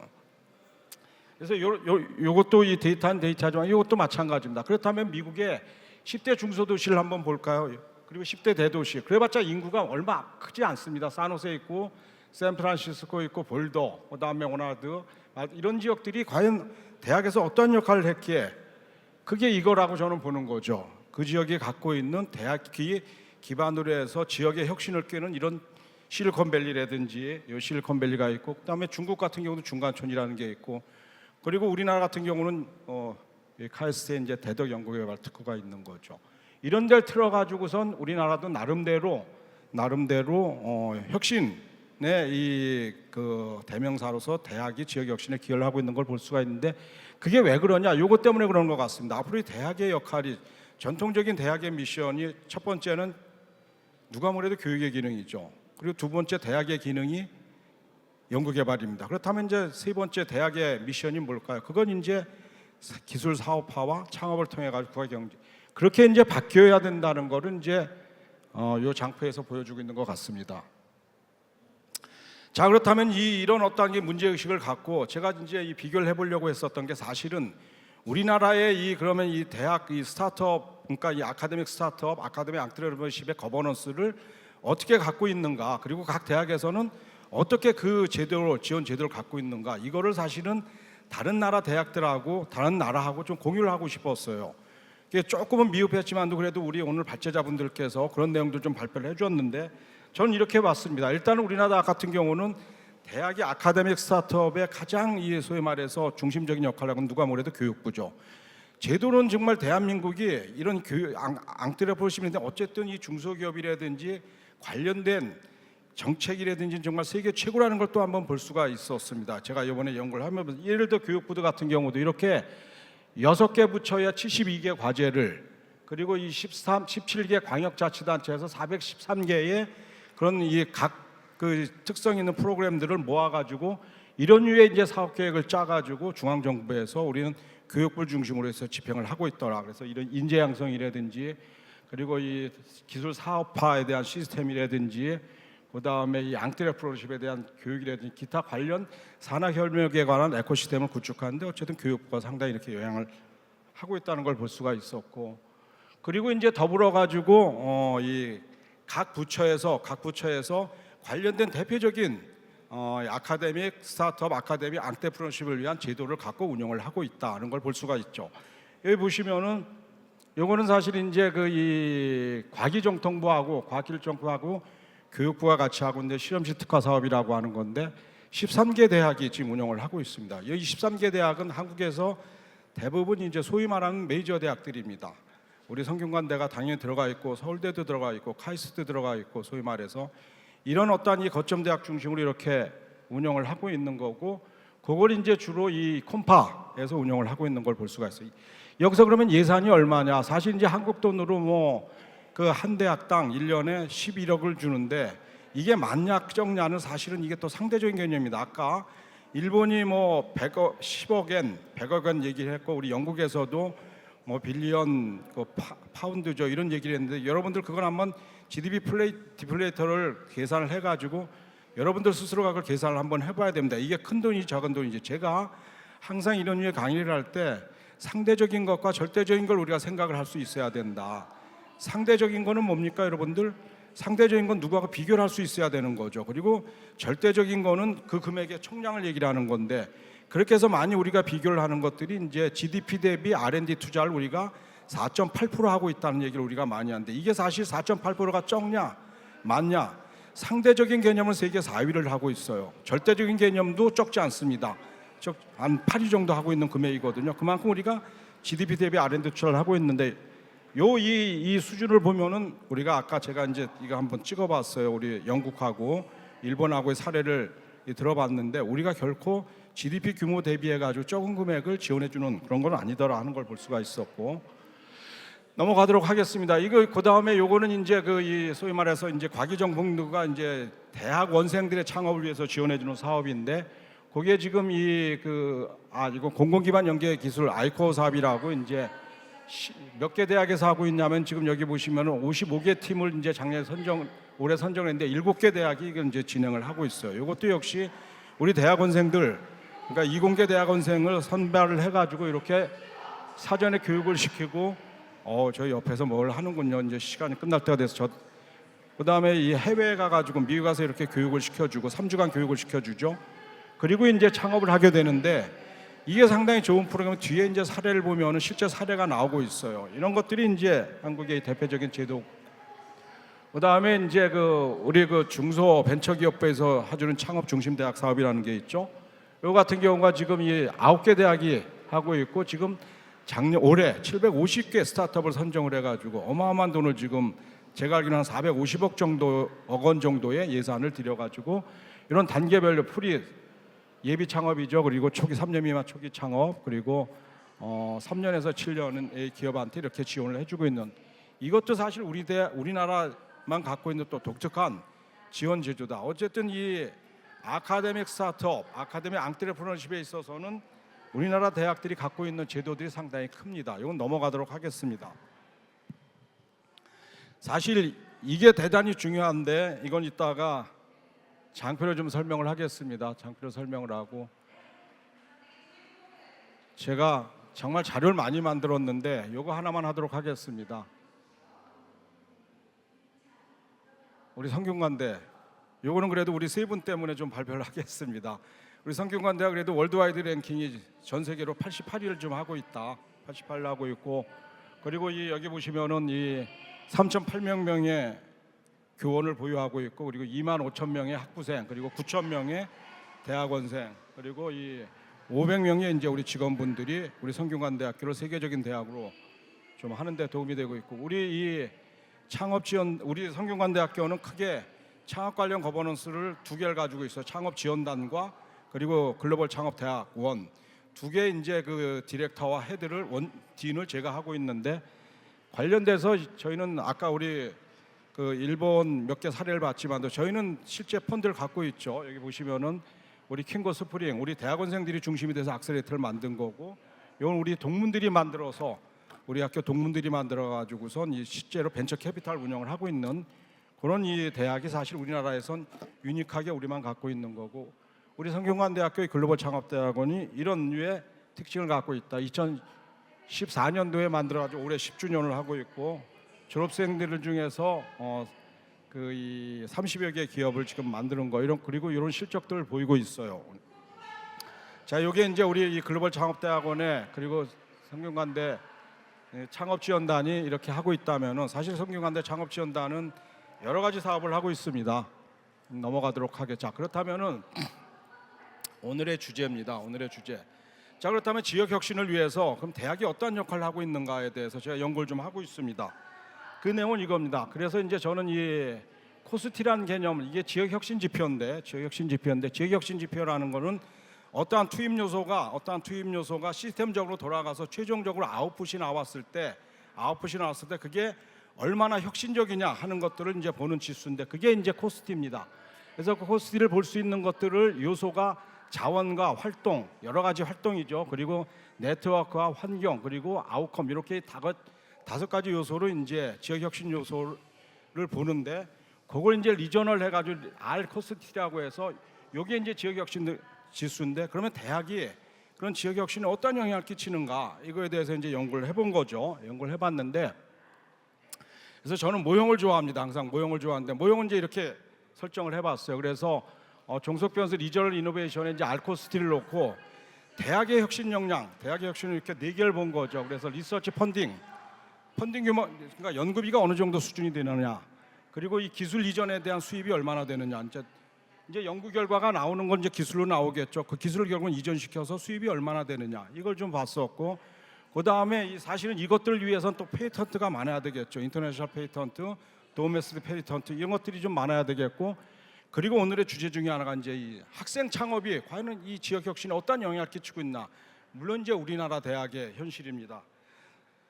근데 이제 여기 우리 지역에 있는 대학에 또 있지만 저 연구 결과를 좀 보시면은 재밌는 결과가 나왔어요. 재밌는 결과 보시면은 요게 이제 그 리서치 펀딩하고 이 기술 이전 수입하고 그다음에 국제 특허하고 그다음에 학생 창업인데, 보시면 서울 지역하고 대전 지역에 있어서는 대학이 리서치 펀딩에 의해 가지고 지역 혁신에 어마어마하게 기여를 하고 있다 하는 걸 볼 수가 있습니다.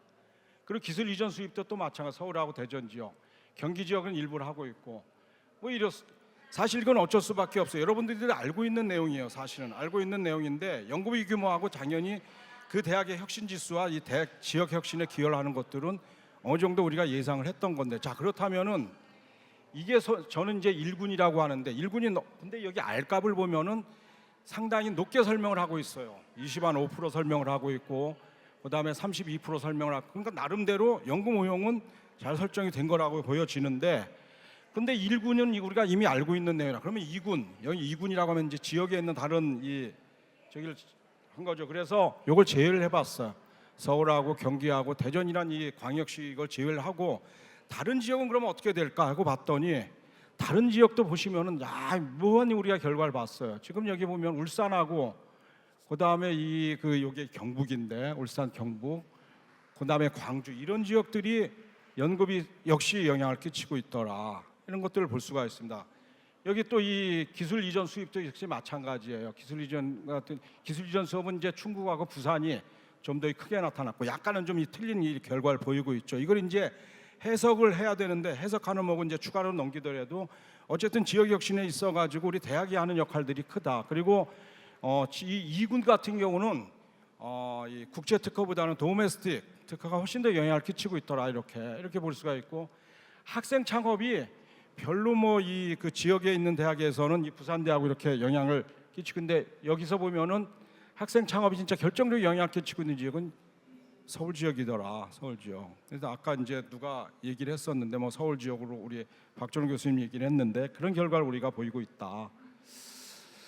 자, 그래서 이제 제가 이 앞단을 많이 연구를 한 거는 이제 그건 좀 거두절미하고 결론적으로 그렇다면 지역 혁신을 위해서 우리 대학이 어떠한 역할을 해야 되느냐 하는 것들은 이제 연구 결과를 어느 정도 우리가 좀 볼 수 있었는데, 거기에 따른 좀 재원이 좀 오는 이제 언론사들도 이거 써야 되니까 재원을 좀 제가 해보려고 합니다. 이건 사실은 첫째는 이겁니다. 이거 결국은 이 독특한 기술, 유니크한 기술이 있으면 일단 사업화를 먼저 시켜야 된다는 거죠.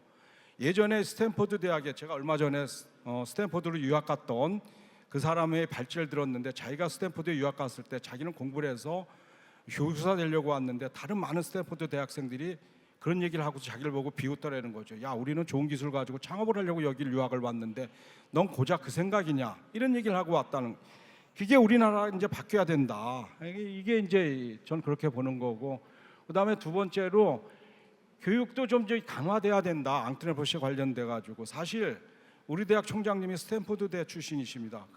그래서 여기까지 와가지고 아까 축사도 하고 하신 거예요. 이제 우리 대학도 좀 문화를 바꾸려고 노력을 하고 있는데, 그런 의미에서 이 기업가 정신과 스타트업과 이런 거에 관련돼 가지고 우리 대학의 문화가 바뀌어야 되는 거고, 그다음에 이 랩페이스 아까 그 랩페이스 스타트업에 대해서 적극적으로 육성을 해야 될 뿐더러 그다음에 이 사실 연구하고 우리나라 같은 경우는 연구하고 사업하고 너무 유리가 돼 있어요. 저기 아까 중간에 제가 장표를 빼먹었지만도 우리가 기술 이전에 있어 이 벌어들이는 수입이 전체 대학이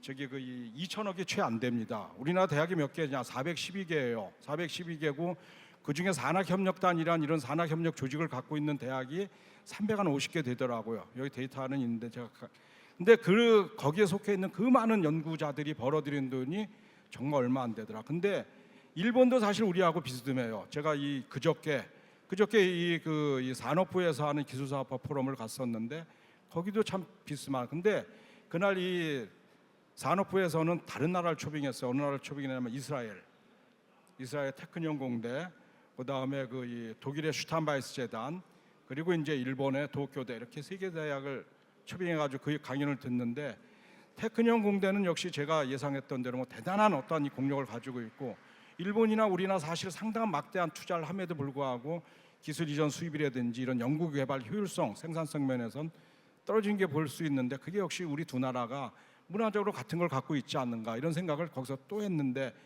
이런 것들이 좀 바뀌어야 된다 하는 거를 제가 이제 제언을 좀 하고 마지막으로 사실 이겁니다.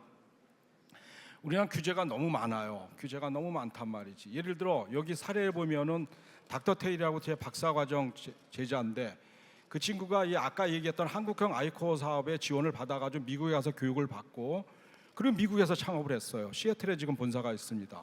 시애틀에서 지금 이 100억 정도 투자 유치를 받고 하는데 그게 무슨 서비스냐면은 반려견 수의사가 반려견 그 진단을 하는데 온라인으로 진단을 해가지고 처방을 하는 거예요. 한국은 그게 불법이라는 거지. 그래서 미국에 가가지고 근데 미국은 반려견의 천국이잖아요. 사업이 너무 잘 되고 돈도 엄청나게 잘 벌. 그런 거가 결국은 넘어가 버렸단 말이지. 즉 이 대학이 갖고 있는 그런 어떤 지역 혁신에 국가 혁신에 기여할 게 기존 이 직장에 대한 종업원 직원들을 직원들을 가져갈 수 있는 걸 배출하는 게 아니고 새로운 어떤 잡을 만드는 그런 이 인력을 배출하는데 그런 잡을 만드는 걸 오히려 미국에 가서 하는 그런 이 규제는 없어져야 되겠다. 그게 이제 제가 마지막 5번째로 이제 제안을 드리는 겁니다. 자, 제가 이제 설명을 드리려고 다 했고 이 내용은 사실 한 이유는 이제 우리 세 분의 교수님들이 또 돌아가셔가지고 그렇게 좀 같이 공동으로 좀 이런 것들을 좀 연구를 해볼 수 있었다 하는 그런 생각에 이제 이런 내용으로 발전했습니다. 경청해 주셔서 감사합니다. 혹시 질문 있으시면은 예, 질문하시면 안 됩니다. 예. 시간 없습니다. 있으신 분 손 들어 주세요. 질문 꼭 해야겠다 하시는 분. 예, 수업 시간에 한다고 합니다. 그래요. 예, 멋진 강연 감사드리고요. 감사합니다. 예.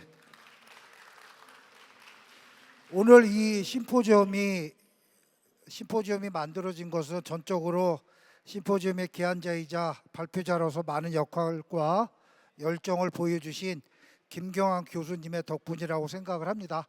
큰 박수 다시 한번 부탁드리겠습니다. 자, 이상으로 오늘 심포지움을 마치겠는데요.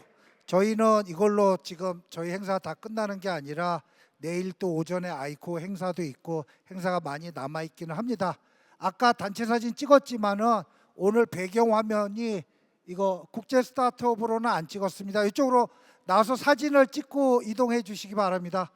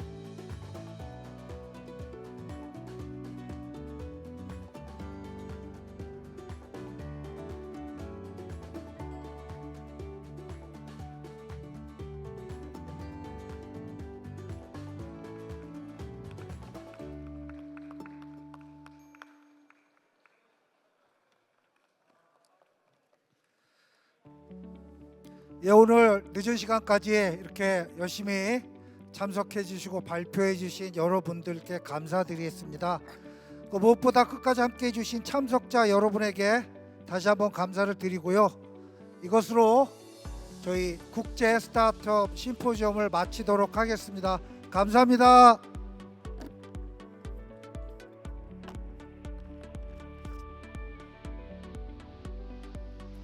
자, 그 식당으로 이동을 할 텐데요. 저기 그 외국 참가자분들은 아까 한 선생